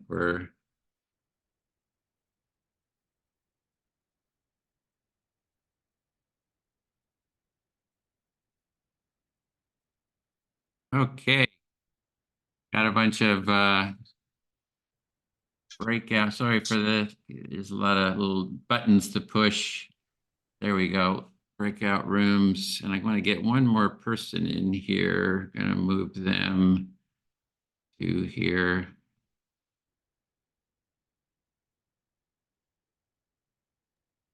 Okay, yay. Okay, so here we go. We have our empathy circle. So our topic is whatever is on your mind about the empathy, any insights you learned from today's session. Lynn, do you have a timer by chance? If you Yes, I have a would new do phone. 5-minute All right, turns. you can hear me? Yes, we do. We Okay. just do, let's do 4-minute turns. And I'll be the first listener. So you'll be speaking on the topic of just kind of what's on your mind about empathy, what you've learned from the session today, what really stood out for you, or anything that's on your mind. And you'll have 4-minute turns. I'll be the first listener. So you'll speak a little bit, you'll pause, like share an idea or two, and then I'll reflect back my understanding of what you said. And then you can share you can check, did I understand it correctly? If I did, you can continue. If I didn't, just rephrase it. And then you'll hold up the sign when our time is up, right, Lynn? Or kind of wave a phone or something. I'll wave. Okay, so I'll be the first listener. Who would like to speak? I'm listening.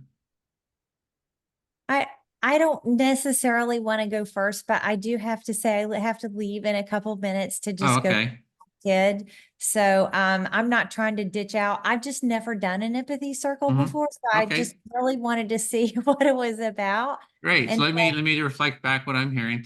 You're the first speaker. So you haven't done an empathy circle before, but you did want to sort of check out what it is. And you sort of apologize. I'm going to have to drop out shortly. So just wanting to check out what's going on. That's great. Okay, good. So it sounds like an empathy circle is being a careful listener and then internalizing and understanding and reflecting back what you're hearing from that other person.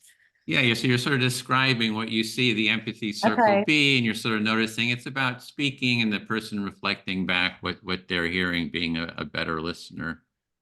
Wow, that's a skill I really need to work on. Yeah, and you're saying that this is really a skill that you should be working on here as an empathy expert. Maybe you should learn this skill. I feel like I'm really good at understanding other people and listening to them, but maybe not necessarily reverbalizing back to them. That's definitely a skill, is just being that I don't know how to, like, it's not because you're not giving feedback. You're just you're not trying to give people advice. You're saying, I hear you, I'm sitting with you. I hear what you're saying, but you're not saying, and here's what you need to do.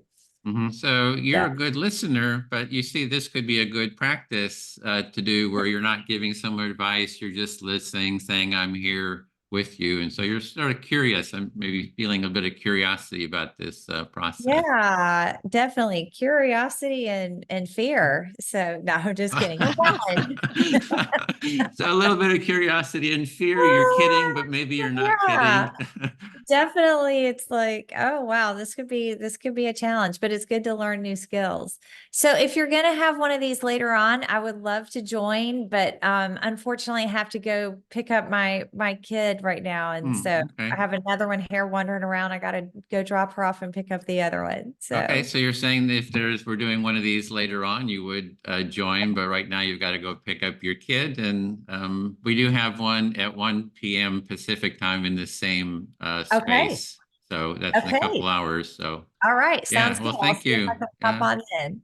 We shall continue. Thanks, everybody. Okay, Bye. have a good day. Bye. I'll speak to Mary. Hello. Hi. Oh, can you keep time? Oh no, Lynn is keeping time. I'll be the timer. Right, all right, I'm ready. I'm going to start now. Yes. Yep. Okay. Yeah, there's as kind of the producer here, there's a lot of levers and balls to push here and buttons. So gets a little bit distracting to, keep all the software and everything going. So you're just expressing how it can be a little bit difficult juggling all the different roles that you have to do with the technology, and then also to be actually present in the actual, empathy part of. Yeah, but it's been really fantastic. just to hear all these speakers and all the work people are doing and the exploration, I mean, it's just like, hey, I guess there's a sense of wanting more of a community. Like a lot of people work on their own, and by coming like this, I get a little sense of a community, you know, a group that we're sort of supporting each other, and I think that's so important. And it really, yeah, I just feel just kind of warms my heart. So you're really feeling the sense of community, and it really warms your heart when you're listening, when you're here with all the speakers and everybody talking about empathy. It really fills you up.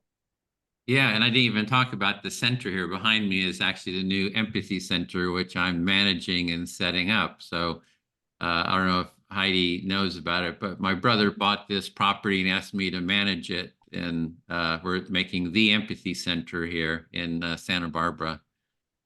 So, and you didn't even mention the Empathy Center behind you, it's in Santa Barbara, a beautiful location where your brother bought and has now enlisted you to, you know, to grow empathy in the center. So yeah, absolutely, yes, exactly. And we're meeting, people are coming together in person, and it's a center, so it's just so much more I don't know, powerful, moving, connecting, to more meeting and doing workshops here in person, you know, eating together, hanging out and stuff like that. So I'm really excited about this, really scaling up the empathy movement. So you're really excited about the scaling up of the empathy movement, of being with people, eating with them, doing the workshops, being in the same environment. You're really excited about it. Yeah, I feel fully heard. Okay. Okay, stop the timer. Okay. Who goes next? It's Do I go Mary's turn. Yeah, you're the speaker. Select a listener. Okay. Heidi, will you listen? Yes. So yes. I was in another circle and I was talking, and then I got bumped into the circle. So I was talking about how empathy circles, this is the third summit that I've been to, listening to the various authors and professors share their work and journeys and experiences. And today I felt a little more grounded. In the last empathy circle I was feeling a little overwhelmed. I don't know why there was a big difference. Remember to pause. Sorry.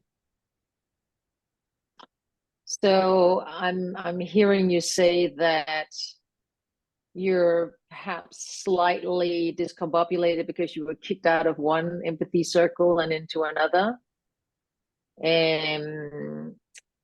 But you feel less anxious than you, or sort of more grounded in being in an empathy circle than you have had in the past? No, in the summit, just the experience of listening to the authors in the last summit was overwhelming. This one, it's not like that. It's a little less, it's more grounded feeling. Okay, great. So I'm hearing you say it was more listening to the speakers that was overwhelming in the last one, but this one seemed more manageable. Yeah. Yeah. And I'm just continuing my journey of self-empathy, because I tend to not have a lot of self-empathy. And so I'm working a lot on that, on my healthcare, physical, and my environment where I live is not conducive to my mental health anymore. So I'm working on looking for different places to live and exploring that. And I'll stop there. Yeah. So what I'm hearing you say is that you're learning to empathize more with yourself and to take more care of yourself, and actually taking positive steps to change the kinds of things that you think are negatively impacting you. Mm-hmm. Yeah, definitely. Thank you. I'm I don't know how much longer I have. You have 1 minute and 20 seconds. Thank you. I feel fully heard. Okay. Thank you. So Heidi, you select your listener, maybe Lynn, who hasn't spoken yet. Yes, Lynn, will you listen? I'd love to start. One thing that really struck me in the summit was when Rebeccah talked about empathy not purely as capacity, but as a way of viewing the world. That is, that there is a certain worldview that is connected with empathy. So let Because me I'm go. It's yeah. getting long. I have to go. So what you heard was, rather than empathy just being a capacity, that it was a worldview of using empathy as a lens for a worldview of what's going on in our world. Yes, so that's what I understood her as saying. I find it particularly interesting because I'm working on a book on psychopathy at the moment. And one thing that strikes me as being central to psychopathy is not purely a sort of lack of a capacity, but rather that a capacity is not being utilized because of the overall worldview that that person has. So you're writing a book, and this is very helpful to you to view empathy not as capacity, but as something else, building capacity. Well, yeah, I mean, I think that empathy is a capacity that you have, but whether you utilize it or not depends on your worldview. Empathy is a capacity, you believe, but it affects your worldview. There's a relationship there.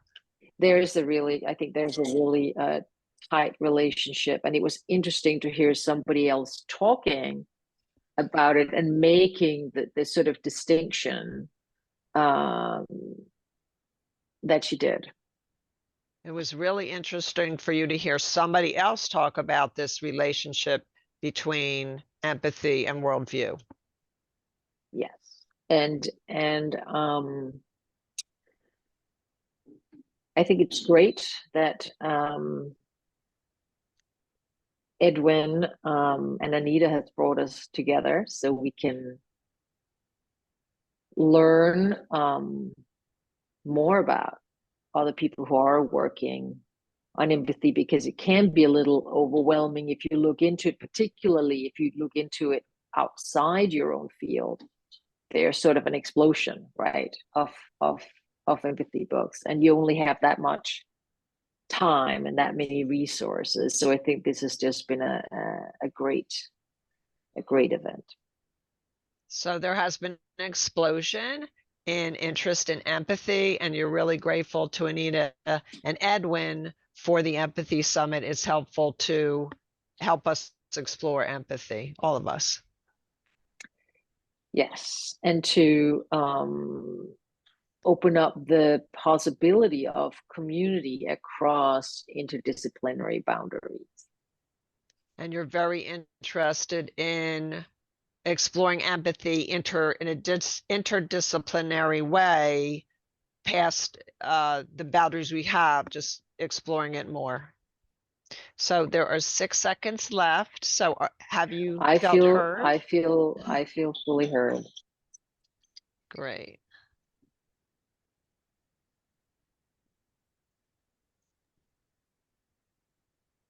You're up, Lynn. Select your listener. Okay, I'm starting the timer. So I am just thrilled. Who are you speaking to? Who's your listener? I guess I'll start with Edwin. Okay, listening. So I'm really grateful to Edwin and Anita, and here's why. It's very, and I became obsessed with empathy 17 years ago, and I teach children. You're obsessed with empathies for the last 17 years. You're teaching children. You have gratitude for Anita and I for hosting this. And I'm grateful because sometimes it can be very isolating to be in this space, particularly in recognizing the importance of empathy with youth, because you look around and sometimes you feel alone. And it can be isolating doing this work, like when you're working with children, youth, and I'm hearing maybe some gratitude that there's a community here. And so that you don't feel so isolated and alone, it justifies your passion and your knowledge that empathy really is the most important social emotional skill. So when there's other people working on this, you're meeting with them, this really supports your belief that empathy is the most important value, social emotional value. So Kidsbridge has measured statistically significant improvements in empathy in our programs. And it's also nice to be surrounded by people who understand and know that empathy can be taught. Yeah, so you've done research that shows that empathy can be taught. Another reason that I love this summit is that I myself learned a lot. I am starting to work with adults now, and I learned a lot of what other people are doing in the corporate space.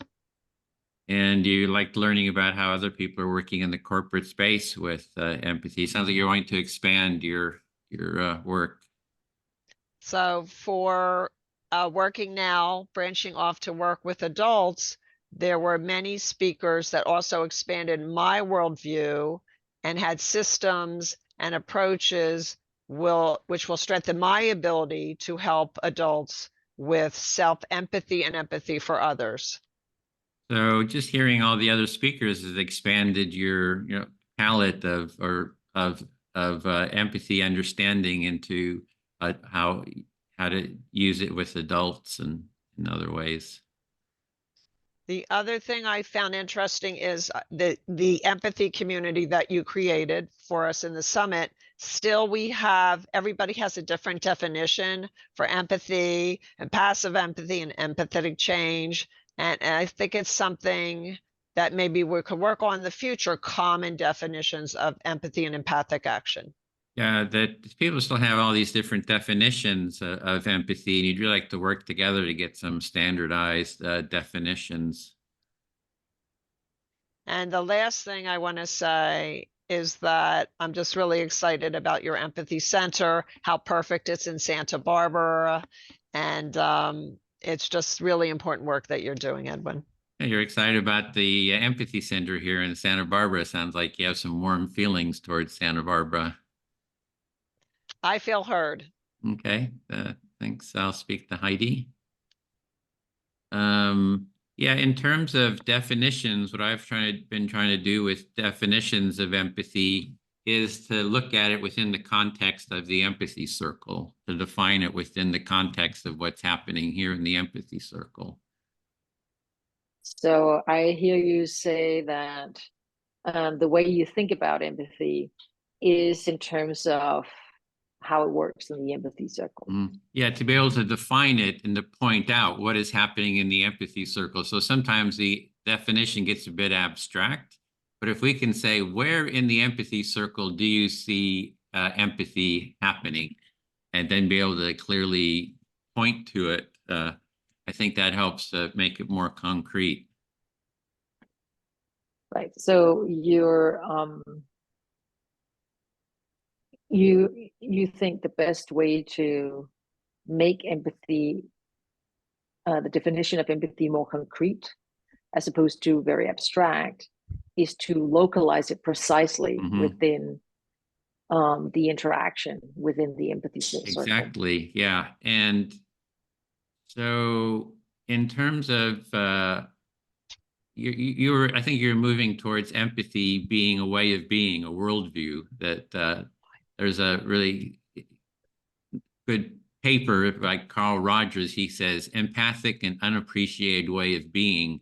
So that it's a worldview, it's a way of being. So it's more than just some little thing that happens. It's actually can be a whole worldview. And that's sort of how I see it, is that it's sort of this way of being. Right. So you see empathy not as sort of a sporadic event that happens between two people, but it's rather reflects an entire worldview, and it's a way of being in the world more than a momentary phenomenon. exercise of a capacity. Exercise. And there's also an aspect of empathy is relational. So here in the empathy circle, everybody is listening to everyone else. So there's this mutuality of empathy. And I think what happens is empathy gets defined as an individualistic thing. One person is off doing it, but we're really in relationship, and the empathy circle models the relationship. And we can see that everybody's listening to everyone. So we're having sort of a mutual empathy space here. That's like the fullness of empathy for me. Yeah. So what I'm hearing you say is that what's perhaps particularly characteristic of your way of understanding empathy, your definition, is that it takes the mutuality seriously, because it locates it within interaction between two or more subjects, as opposed to somebody sitting reading a book and is sort of, as it were, doing something to somebody else that they otherwise have no interaction with. Yeah. And the other part is, in terms of the empathy, you know, I feel like you're hearing me, understanding me, so you're sensing into my experience. So that's one form of empathy, is just sensing into someone else's experience. And I feel that's another aspect, another facet, you know, of empathy. Right. So another aspect of empathy is not, it's not simply somebody hearing and saying back, but rather the experience above and beyond that of being sensed into. I feel fully heard. That was my time. And now you select your next listener. Okay. Mary?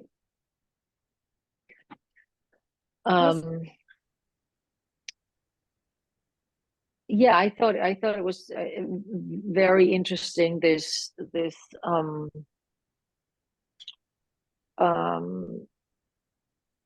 stress on the mutuality of empathy, which can sometimes get lost. And I think that might be behind a lot of the criticisms of empathy, because it is more understood as something that you do to somebody else, and they're somewhat helpless at the other end of being empathized with.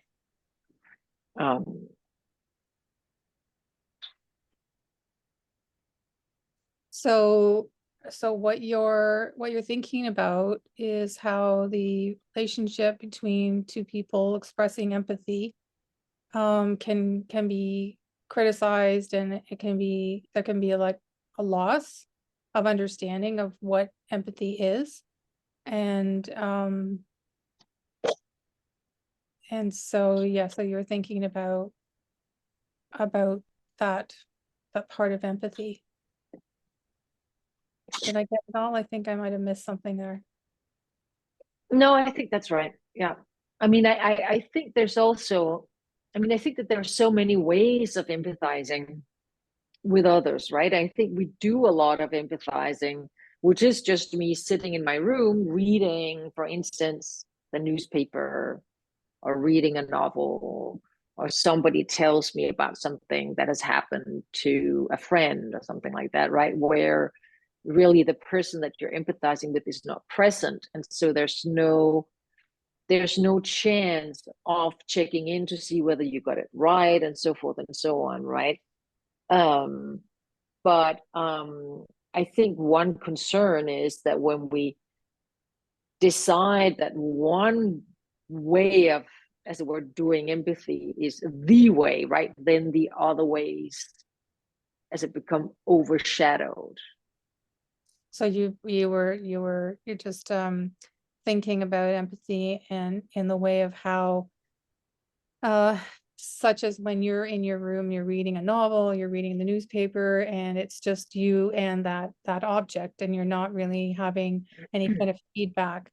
And so you're wondering, you know, when it's just you without the feedback, and it can be sort of a one-way sort of mind of thinking about what is empathy, as opposed to all the other opportunities or all the other aspects that exist out there with empathy.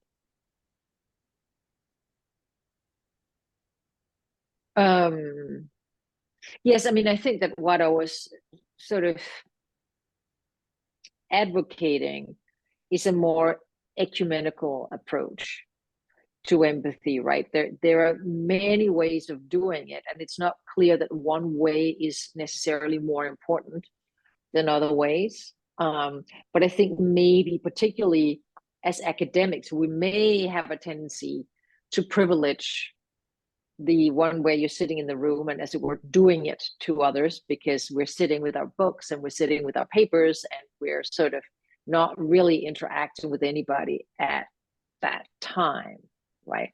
And so that's not to say it's a wrong way of doing empathy, but more that it's a limited way, and it'd be nice to sort of focus on getting a more fully rounded way of understanding.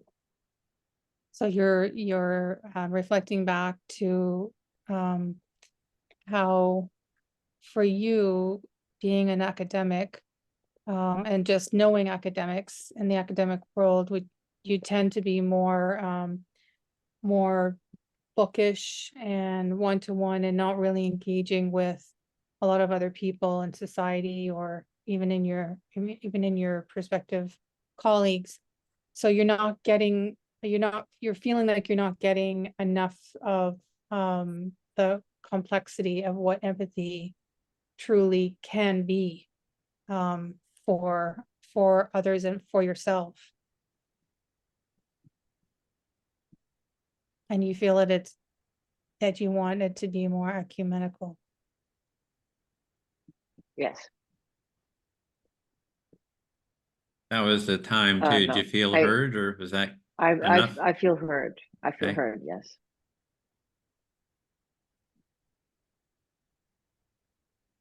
Mary? Hey, I'll pick Lynn.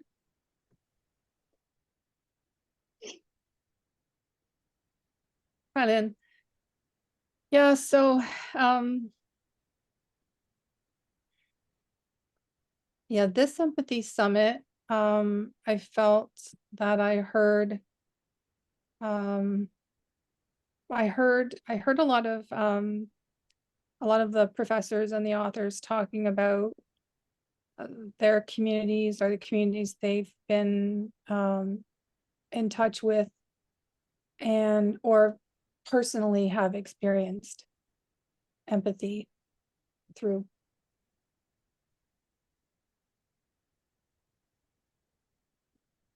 You're on mute. We're not hearing you, Lynn. Is there something happened that? I'm sorry. Oh, there you go. I'm sorry, my husband needed something to eat. Forgive me. Okay, so you heard that professors, it's interesting to hear the professors, their relationship and their definitions and how they felt about empathy.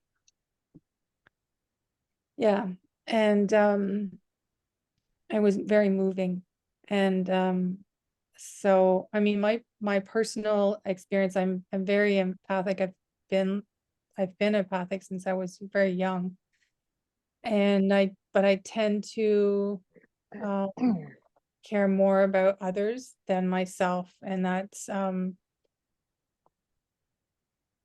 think that's definitely a learned behavior that I am unlearning, I guess. I don't know. I'm still thinking about it. So you feel you were born with a very large empathy quotient. Interesting to learn to these other people, and you're still working on self-empathy. for yourself. Yeah, I love hearing all the different learning about all the different types of empathy, and finding that very intriguing and interesting. And so yeah, I mean, I love working with trauma. I love working with people who've experienced trauma. And so I'm just thinking a lot about empathy and the different aspects of empathy, and how it relates to myself, and then how I will go forward over my next bridge in So life. you love working with people who have experienced trauma. Again, from this summit, a lot of wide source of information for the work you're doing, and you're still working on yourself. Yeah, and creating a bridge for myself in life. And I missed that, sorry. Okay. Helpful to create a bridge for yourself to empathy. Yeah, to my next journey in life. Well, empathy's always with me. It's always in me. It's just, I tend to give it away very quickly. Yeah. So what I'm hearing is you're very empathic to others. It's something you value and prize. It's your journey, and you are a giver of empathy to others. Yeah, I don't hold up enough for myself. That's the thing, yeah. One thing that you'd like to be better at is creating self-empathy and self-compassion for yourself. Yeah. 14 seconds. More hold on to some of it myself. You would like to hold on to empathy for yourself more and do that a better job of that. Yes. And we're out of time. Do you feel heard? Yes, thank you. I feel fully heard.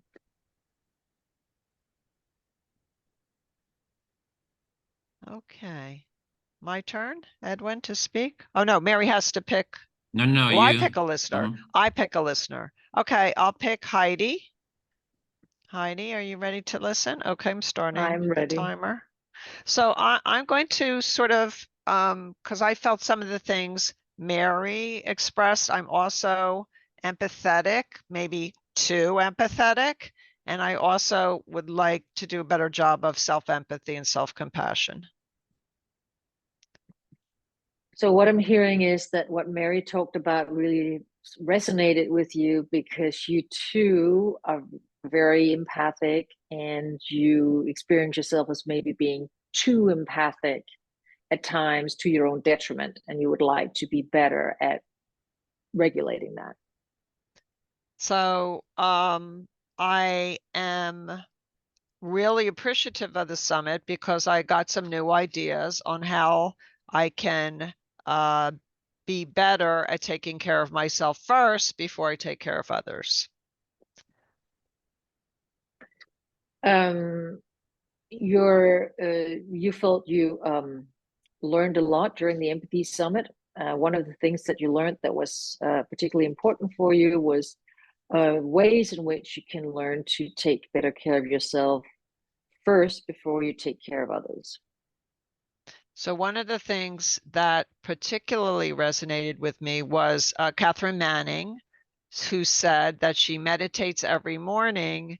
And then there was another person on the summit, I forget his name, but he has online meditations that don't have to be in the morning, that could be helpful to me and to other people who were on the summit. So Katharine Manning talked about how she used empathy as a way of self-care, as a means of self-care. And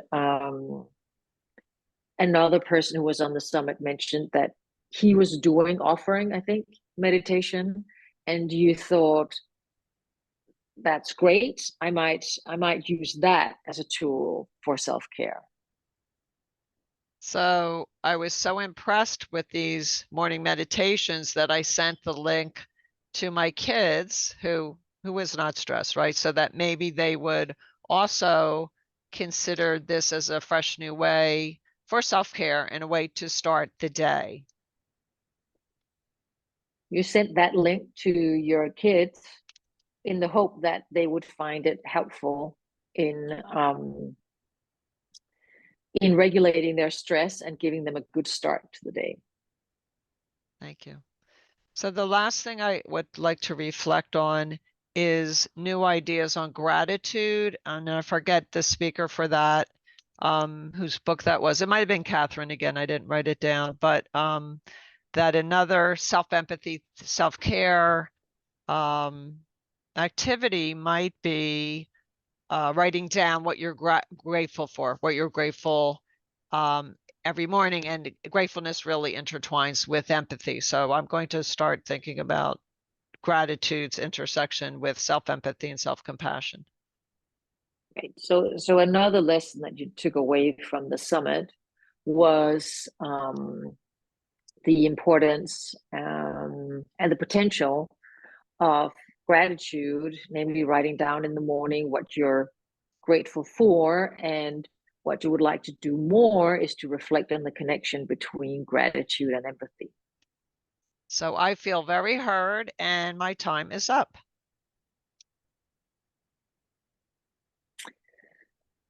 I'm going to choose Edwin. Mm-hmm. Listening.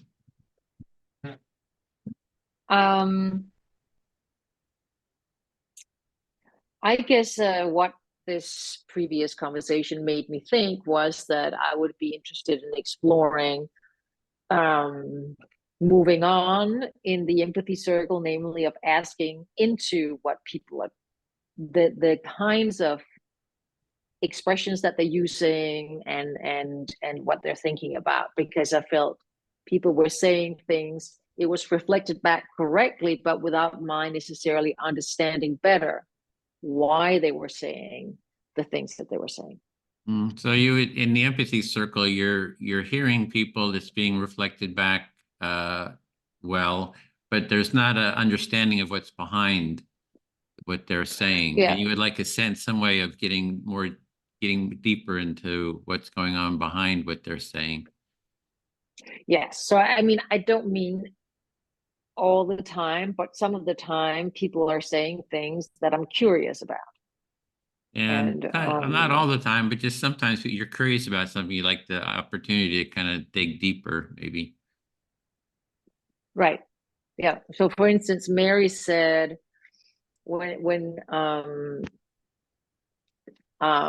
Lynn was reflecting back to Mary, Lynn was saying, oh, you'd like some more empathy with yourself, or maybe even self-compassion. And then Mary said, I would like to keep some of it for myself. And that sounded like she meant there was something that wasn't quite, you know what I mean? Empathizing with yourself was not quite what she had in mind, but she had some idea of keeping empathy for herself. And I thought that made me very curious, because I was wondering what that meant. Yeah, you're curious what Mary meant when she was saying she wanted to keep some empathy for herself, and you're just really wondering what that meant. Yeah.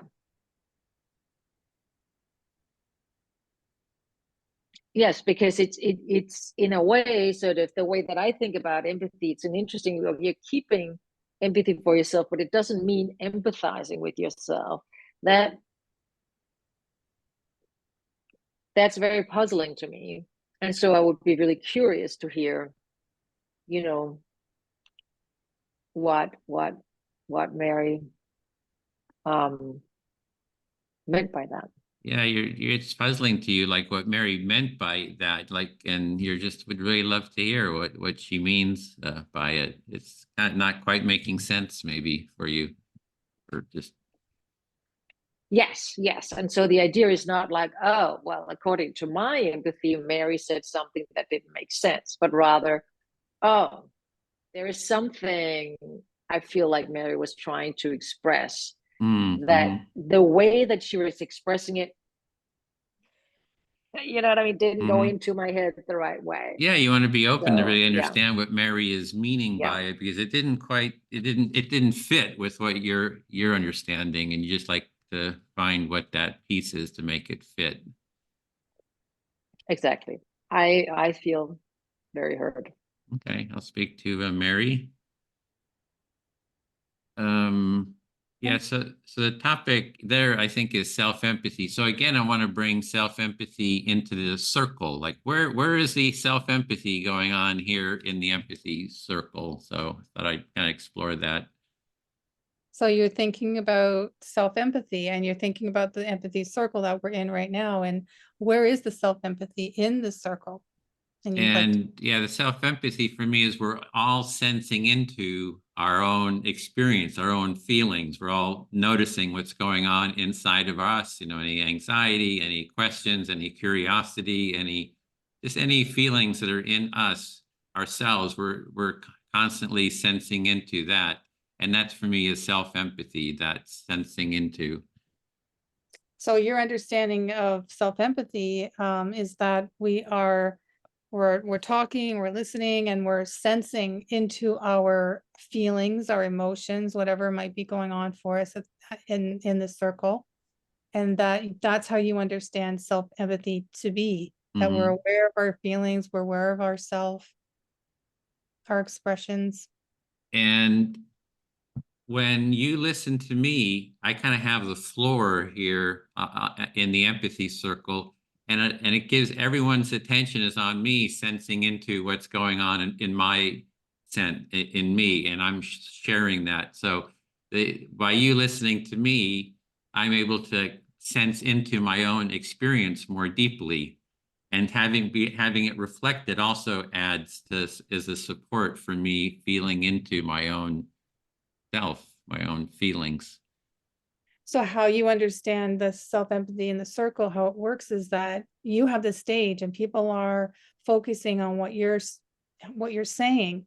And so it helps you to even like think about yourself more and focus on yourself and your emotions and your feelings and what you're talking about. And in typical life, the people who are the most dominant get the most airtime, they get the most control, or they control through questioning, or it's about me, or there's all kinds of stuff that kind of gets in the way of everybody equally, more or less, having time to, share and kind of sense into themselves. So the empathy circle structurally gives you as much time as everybody else to explore your own internality and your own self-empathy. So I think it keeps that someone from dominating and one saying, "Oh, I don't get heard here," So so for the empathy circle, for people to have their time to speak, it gives them, most people that from your experience, most people who dominate they get all the empathy. And so in the circle, the person who's speaking gets an opportunity to have empathy for themselves and to be heard in the group and to share their empathy, but also have it being felt themselves by other people. And in terms of what Heidi is saying about, oh, I have these questions, you can ask questions when it's your turn, right? It's like you can ask as many questions of anybody, but when you're listening to someone, you have to meet them with empathy. So questions are totally okay. Everything's okay. It's total free speech when it's your turn, but you have to sort of wait for your turn to happen. And with Heidi asking her question, you're just explaining that, people are not allowed to ask questions of the person you can ask questions, but not while the person who's speaking has their turn. So it again focuses the empathy on the person, the idea of self-empathy on the person who's actually speaking in the circle. And the circle, in terms of I'll just finish this with the way of being. I think this is sort of this empathy circle is helping build that empathic way of being state of mind. It's like a first step towards, strengthening that way of being. Yeah, so you feel that the empathy circle actually helps the empathy circle, like between some, people, and helps strengthen their empathy.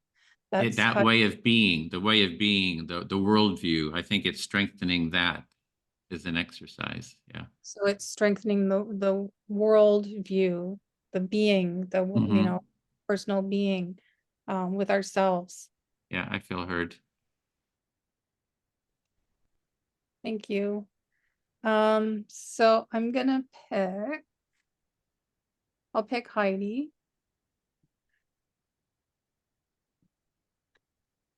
I'm listening. Hi, Heidi. Hi. Hi, how are you? So I can answer your question about the self-empathy and how you said I want to keep some for myself, and you didn't really understand that. So because I'm very empathic, I tend to drain myself of giving and giving and giving and giving and giving, and I don't leave enough for myself. Easily get drained out because because that's kind of how I grew up. And so so I'm trying to change that so that I feed myself. Like this empathy circle has really helped a lot. I don't know, I guess I've been in the empathy circles now for about a year, and when I first started, I was very different. I feel that I wasn't able to be as empathic as I am now. Yeah. Sorry, that's a lot. So I just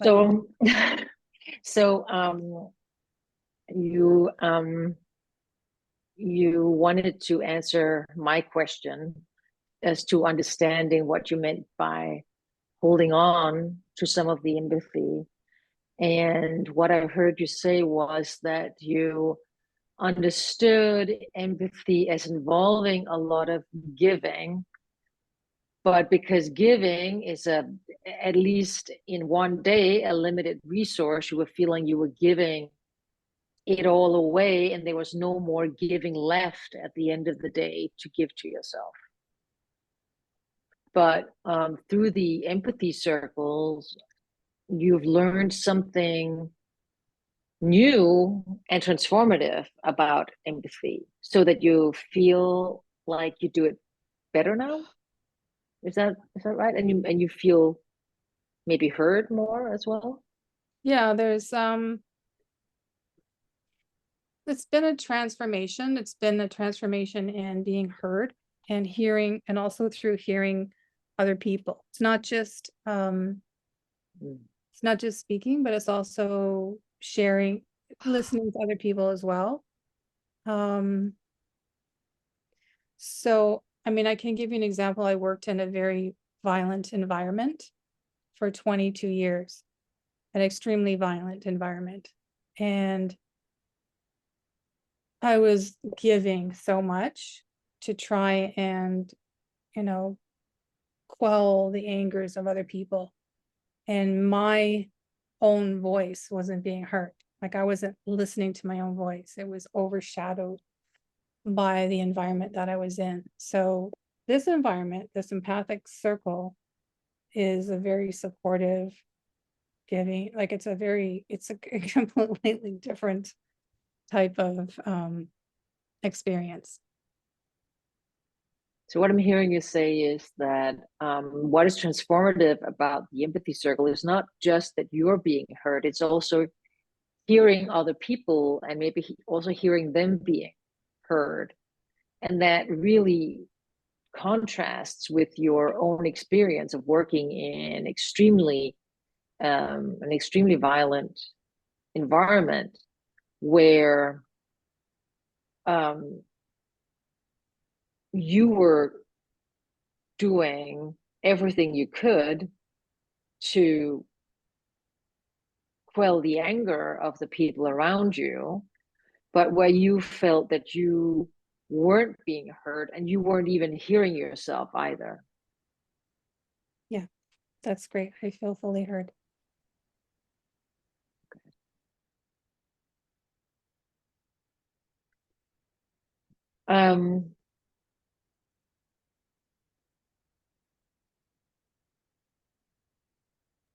I guess that this Who are you speaking to? Who's conversation. your listener? Oh, wait, sorry.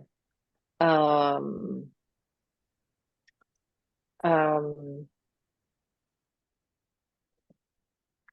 I don't mean to go around in circles, but is it okay if I choose Mary? Sure, it's whoever you want. Yeah. Okay, I'm choosing Mary. So I felt moved by the interaction that we just had, because I felt that you were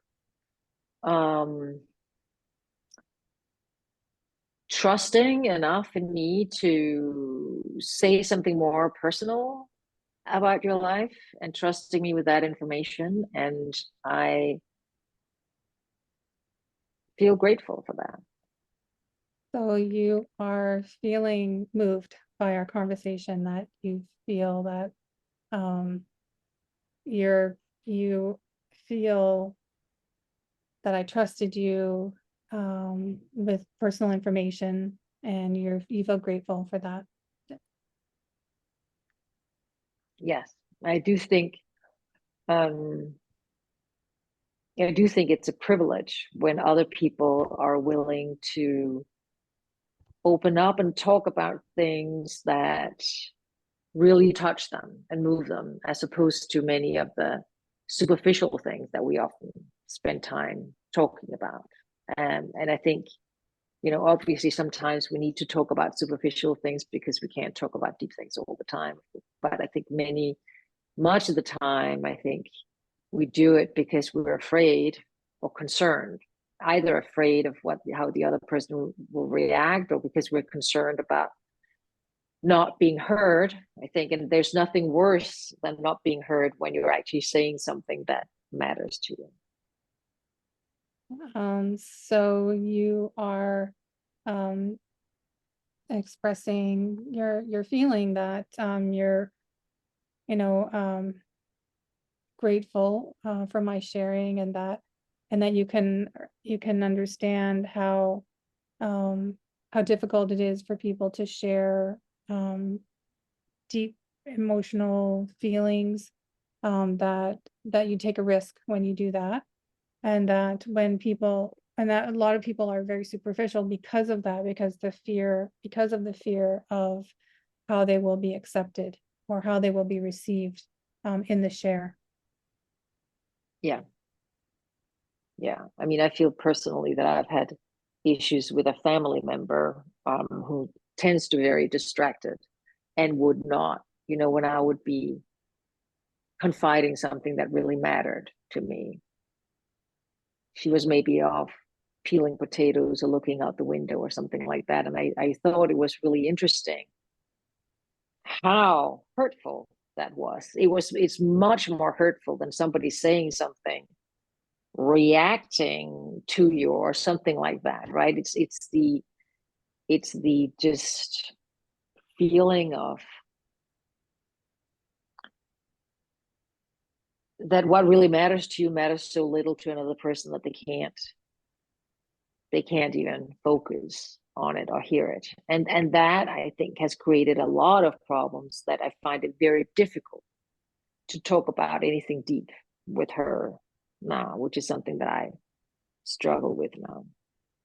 And you're finding it very difficult with a family member that you're trying to get close to, you're trying to express your emotions, but that person is really giving you the message that they are not interested, and that is creating quite a bit of internal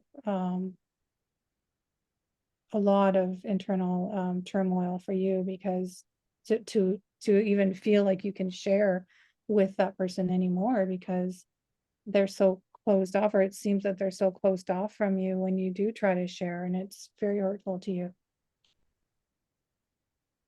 Yes. Yeah. I mean, in a way, I don't know whether it's that they're not interested in the particular message, but they're just not tuned in at all. So they're able to hear, because a conversation has many stages, right? Sometimes you just talk about whatever, then you might talk about something deep, but the lack of being tuned in to actually understand that now something is being said that matters.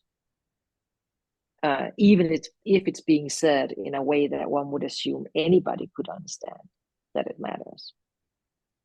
That it was just, that's just I guess a slight detail insofar as, yeah. Anyway.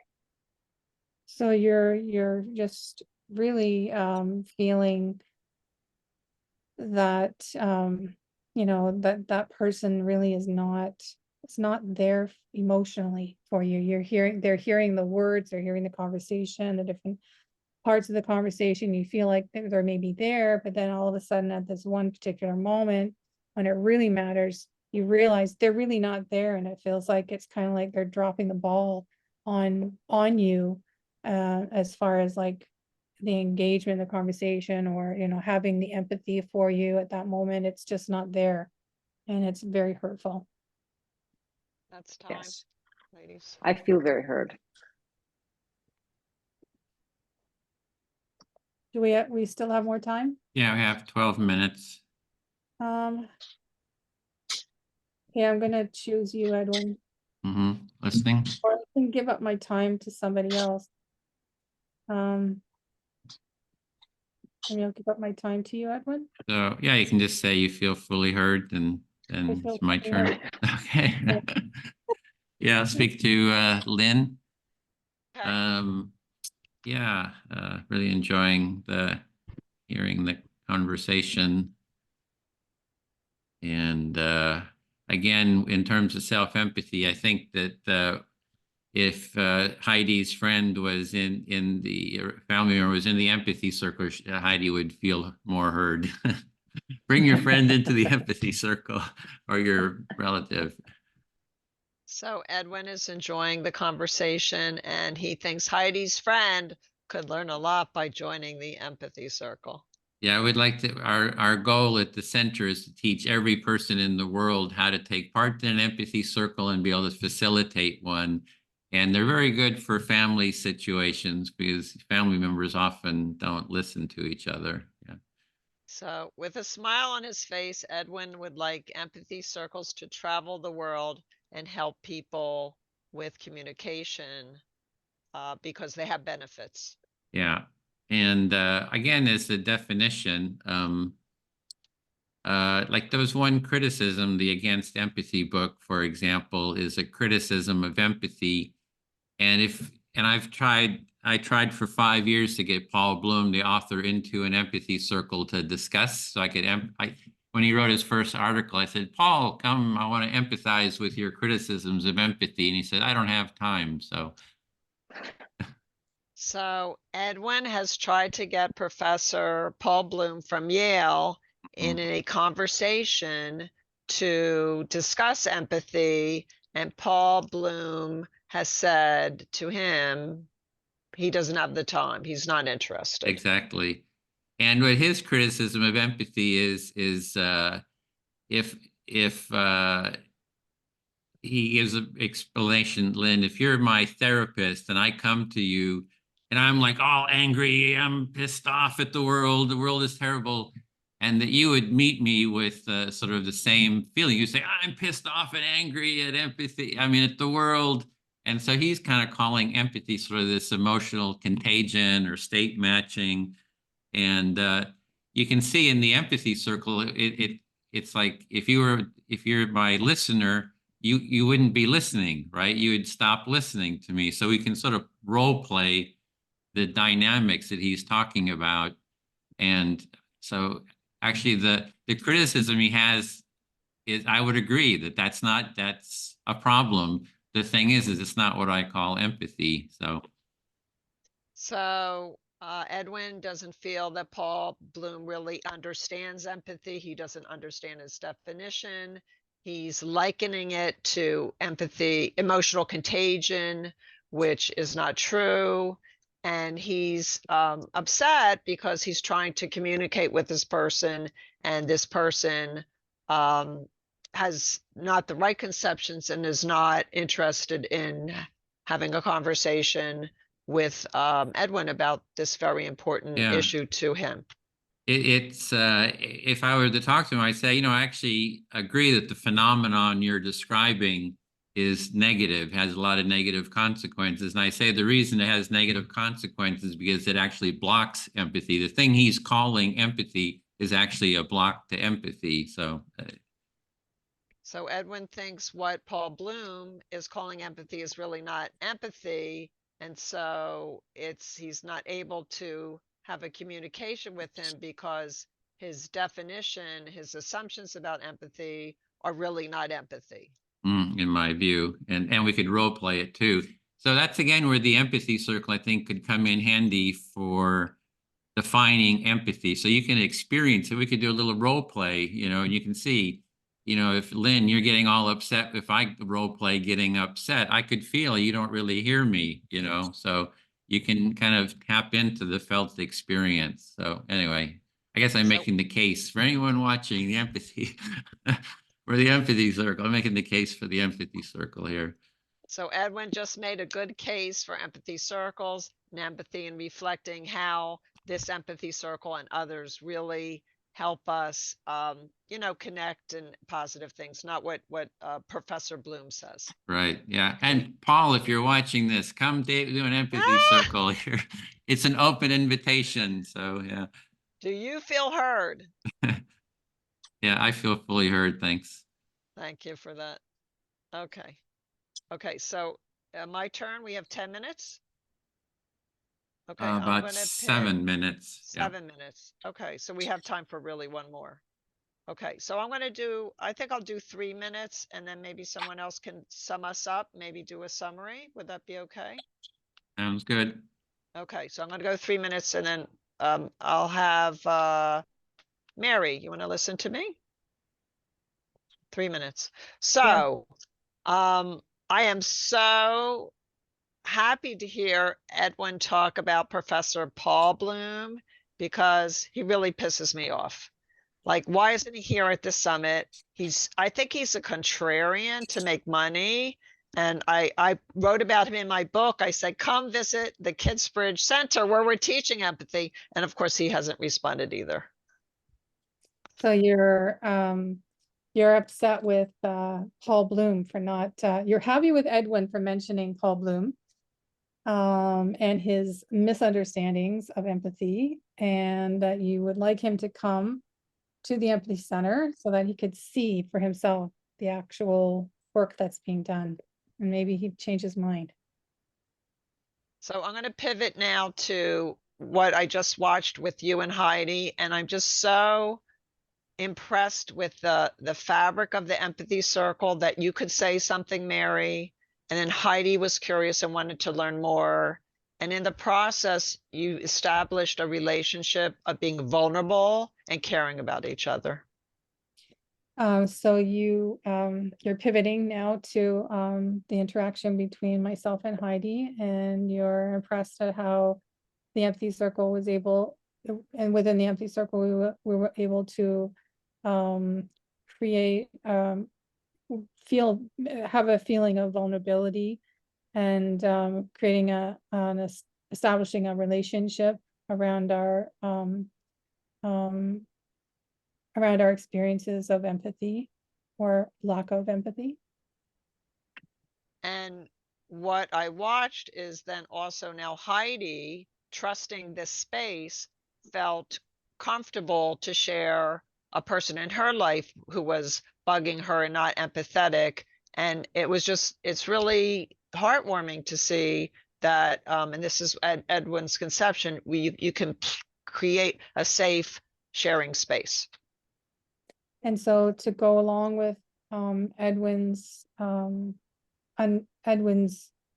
desire to create a safe, welcoming space for people to talk about their feelings, you were moved by Heidi's ability and to connect with me and to express herself and to share her experience in a vulnerable way and a safe way within the empathy circle. I'm sorry, I think I'm missing part of it. I think you did a very good job. It was fine. It was good. I feel heard. Okay. Okay, so now I'm gonna do 3 more minutes and I'm gonna pick someone to close us out. Does anybody want to go? Anybody feel like they want to do that? We could Heidi? just open it. We have about 3 minutes and just Okay. open it to discussion. Anybody without Okay. reflection, just That would any, be nice, how yeah. was the process or any final thoughts before we go back to the full group? Yeah. I enjoyed it. It's great. I just really appreciate the personal parts and kind of exploring the nature of the empathy in the empathy circle. And I have to say, really enjoyed you trashing Paul Bloom. Thank you for We that. invited him to this. He I was replied. He thinking, said, why "I don't want doesn't to he take part." present? So if you guys don't know about him, he's a Yale professor and he doesn't understand what Edwin said. He doesn't understand empathy and he doesn't get it. And he pisses me off. What can I say? Anybody else closing thoughts or something you want to share? I think just along the lines of the idea of keeping empathy, I think it's really important that we have the self-compassion and self-respect to be able to know that we need the empathy to be able to elicit, I don't know if that's the right word, elicit, but find safe places where we can receive empathy. And so I'm just really grateful for the circles. Very grateful. Thank you, Edwin. Heidi, any closing thoughts? Yeah, I mean, I thought it was great. I thought it was a very useful exercise. So we go back to the group now, Edwin? Yeah, we got about a minute. I don't want to rush people. Okay. They're in the other Don't wanna- rooms. Like I gave okay. them a 5-minute heads up. There's still Yeah, 4 this groups? is the last of this series. It was really well, we'll go when we go back, we'll do a debrief. Everyone get a chance to debrief their experience. And then we'll be closing.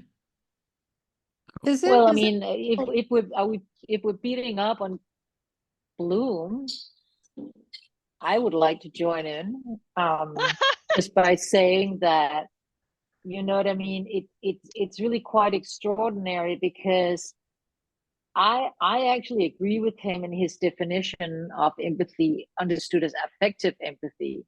But he thinks if it's going to play a moral role, it has to do everything, which is just absurd. Like, I think it's an absurd view. As well as I thought it was very interesting that his notions, all his examples of moral actions are all large-scale political action. It's not based on what the one-to-one interactions, which are most of the interactions where we're faced with moral dilemmas in our ordinary lives. And I thought that says maybe something about him as a person to some extent too, right? That's what where the focus is. He calls Jessica, the little girl who fell in a well in Texas, he calls that people coming to look at her empathy. That's not empathy. That's voyeurism. Right? It's like crowd behavior. So I just think he's got it all wrong. My personal opinion. Yeah, and the way to address it is to just come into conversation is what I think. Like, hey, let's listen to each other, work it out. And that's part of the empathy movement is we come together to listen to each other like we're doing right now. And every voice gets heard and you sort of work out the issues. Like seems like 80% of the differences is just we're using different terminology, different definitions, and there's 5 seconds for heading back. So see you there in the main room. Everybody.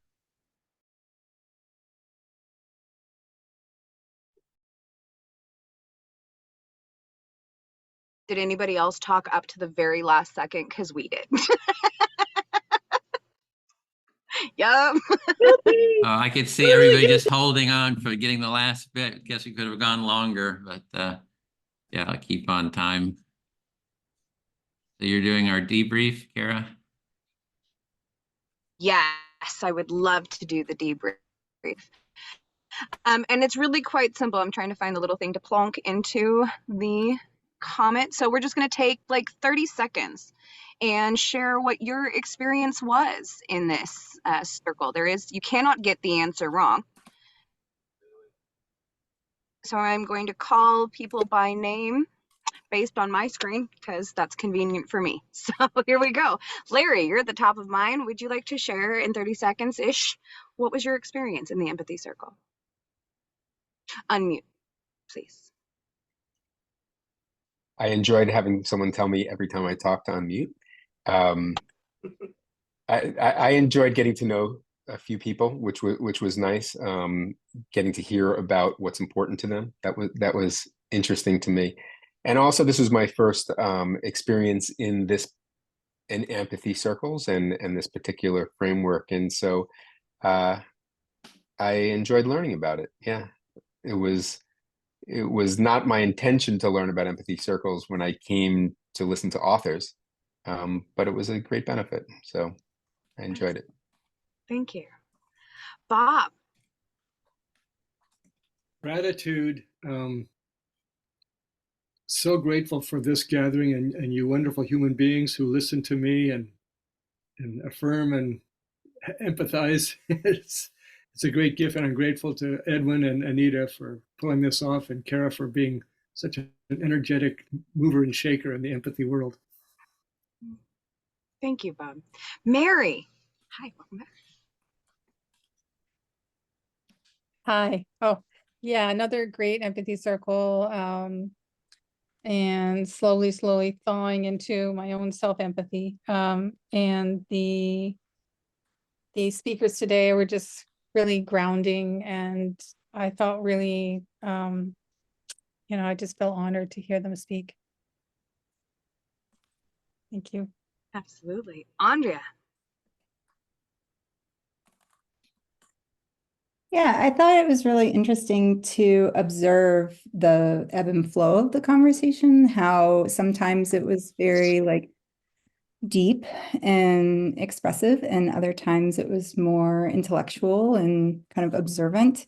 But one particular thing was that Josephine, while I was listening for her, shared that she valued the things that I had to say when I was presenting today.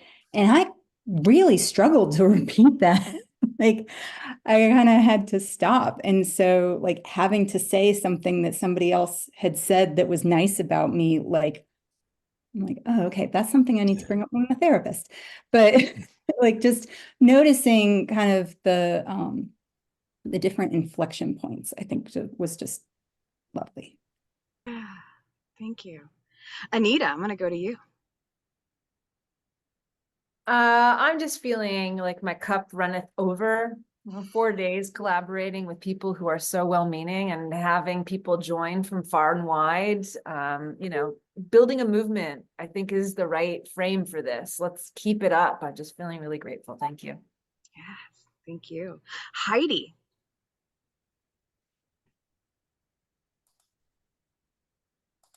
Oops, have to unmute. There we go. I muted. Yeah. Yeah, I had a great time. I felt heard in the circle, and I thought it was interesting to hear all these quite different reflections, but also instantiations, if you like, of empathy. Thank you. Thank you. Chris. Yeah, this was the first time I've experienced an empathy circle, so I wanted to participate, to have the experience and to understand, and to also, I think, refill my empathy tank a little bit. I found the practice and the process both really engaging and enlightening and really frustrating, and it for me called some of my ways of being in the world, that I need to,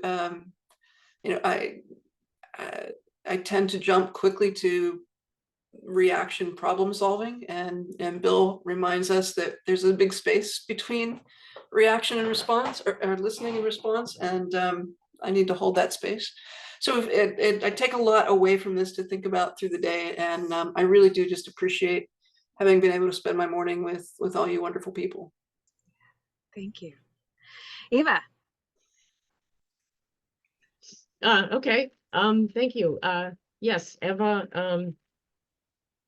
This was also my first experience of an actual empathy circle, and I'm an empath, so I'm accustomed to listening to people by putting myself in their shoes, and I have no problem going into that person's state and being with them.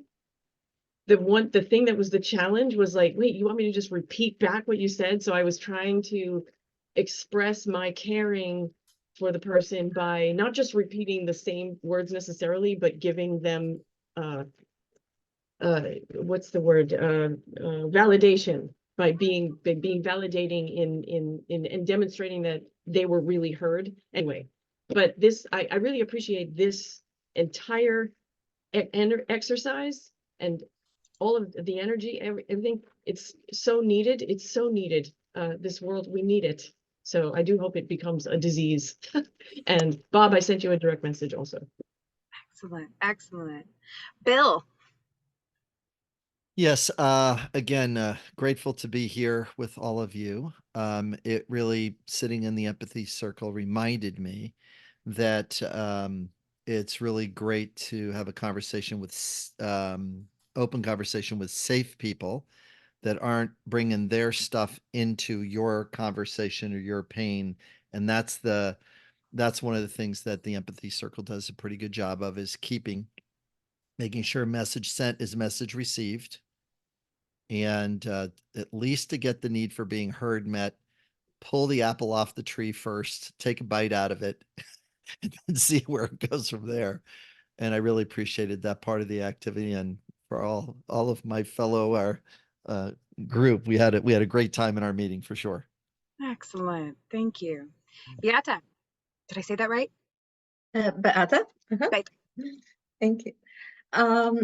So I think that this Empathy Summit is my favorite one because it was extremely educational and also relatable to me. I think that it helped me further realize how much our world has changed over the last couple of years, especially since 2020, and how different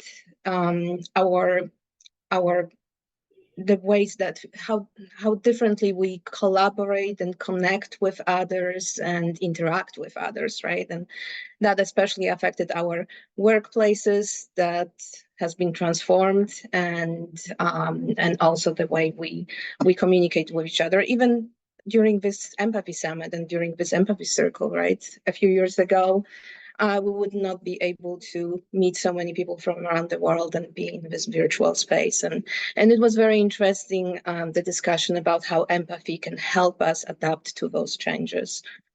So I found it really interesting and thought-provoking as well. So yeah, so probably my favorite. Thank you. Thank you. Excellent. Lynn.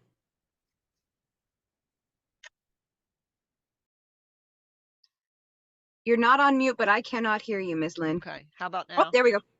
I was double muted. Okay, so our empathy circle became evolved into a place of being vulnerable and safely sharing, and that was really, to watch that evolve was really beautiful and such. And we also talked a lot. I think that the people who are in this space tend to be very empathetic, and so we had a really good conversation on self-compassion and self-empathy, and sometimes you feel isolated and alone, so have these conversations really feels good and is very validating. Yes, excellent. Ellen, you don't have to come on camera, but if you can come off mute and share your experience, we'd love to hear it. Yeah, yes. I am very aware of the diversity of experiences that we have of the subject, cognitive versus affective, and people who want to teach and people want to experience. And I think it's a beautiful meeting place for all of that. And I am also mindful of Eugene Gendlin, mentioning that Carl Rogers really wasn't emphasizing just repeating words back, but actually getting the feelings of the other person.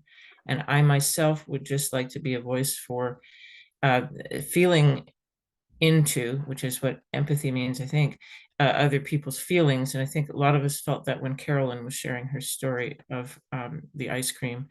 I would like to see more of that because we've had a whole lot of strategizing and marketing approaches and so forth. The actual practice of feeling what we have in common, even if we haven't been through the same experience, the feeling for others' feeling is what I'd really like to be here for. And thank you so much for all of your efforts.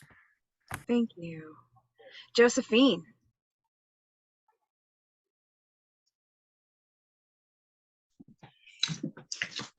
Yes, I really enjoyed being in our empathy circle, and I appreciated hearing various points of view, and I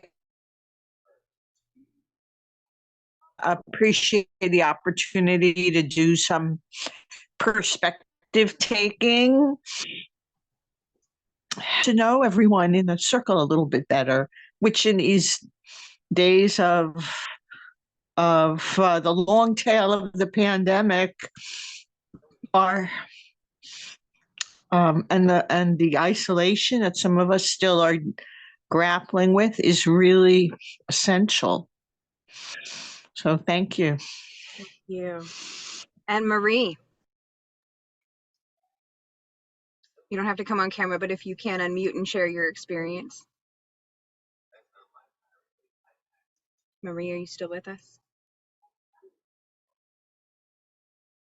In lieu of that, I will pass it back to Edwin to get your final thoughts. Okay, yeah, for me, it really warms my heart to see everyone here. It's sort of this feeling of a momentum, of a community building, of a movement building, and it just feels really good. I'm here at the Empathy Center in Santa Barbara. You can see it behind me, and this center, my brother purchased it and asked me to manage it. We're setting up the Empathy Center here, and we'll be holding workshops and trainings and all kinds of events. So I really hope that this can be a worldwide center for building this empathy movement. So in terms of next steps, I'm going to post some links, quite a few links. The first one is a feedback form. And if you go and click on that, I think did I share that properly? Yep, to everyone. And if you go there, fill that out. All these other links, are there as well, so you won't have to write everything down. But if you fill out the feedback form, and many of the authors are sharing, giving copies of their books, ebooks, real books, if you win those. And you just have to put in your name and address and all that kind of stuff there. And you have a really good chance of getting a couple books. And then next we have the summit recordings. This and all summits have been recorded. And if you follow that next link, you'll see our web page. All the recordings will be there. And Anita will be making individual clips too of every author. So you'll be able to see those. And so really be a great resource. And there's a link there to other empathy events. So that's our visioning circles and a lot of other empathy circles. In fact, at 1 o'clock Pacific, which is about a little bit less than 2 hours from now, we'll be holding another empathy circle here if you want to take part. And our topic is, what is your vision for the Empathy Center and how might you like to be involved? So you can come to that, and it's just about an hour-and-a-half circle, and you'll get some more experience with the empathy circle practice. And then another link is the schedule. We have worldwide empathy circles, so a wide variety of people hold their own circles, and we try to have a calendar there where you can go find those on a lot of different topics. And then you can also, you saw we had the ECFs. These are people who have taken the facilitation training. And it's a training, a link there to the trainings, and we hope you'll take that so you can help facilitate circles and really spread this practice. Like I said before, we want to teach everyone in the world how to take part in one of these and facilitate it. So our vision is, for example, for Trump and Biden to take part in an empathy circle. So we're going to work on that, get all the other politicians and all these different wars and stuff, get the people talking to each other, listening to each other deeply. And yeah, so that's the, I guess, last link there was the circle at 1 o'clock Pacific time. So next is Anita. You want to share something about your book club. Yay. Yeah, I launched a monthly book club. So there'll be an hour-long conversation on Zoom with an author, and you can buy the book ahead and ask questions. So it's like a book club meeting. The next speaker is Judith Orloff. She's made a request that we may change the date. So I will send an email to everybody who signed up for this so that you know for sure when and how to join. But I'll start putting out the list for the rest of the year soon. And that's all I wanted to say. Okay. So that's it for today. And we do hold these summits. We just did 4 of these, kind of one back to back. But our next one, actually speaking of Judith Orloff, will be in May. And she has a new book coming out, The Genius of Empathy, which I think is a wonderful title. And the summit, May, I can't remember the Saturday, first Saturday of May, will be about being an empath. The 4th, thanks, Bob, will be about being an empath and all that kind of good stuff, and about her book, and she'll be the keynote speaker to that. You'll have some time to do a Q&A with Judith as well. And with that, I think anything else? I think that's it. So we'd like to end with our jazz hands. Just get a nice group photograph with our jazz hands. Yeah, that's the spirit. And we'll see you next time. Thanks for joining us.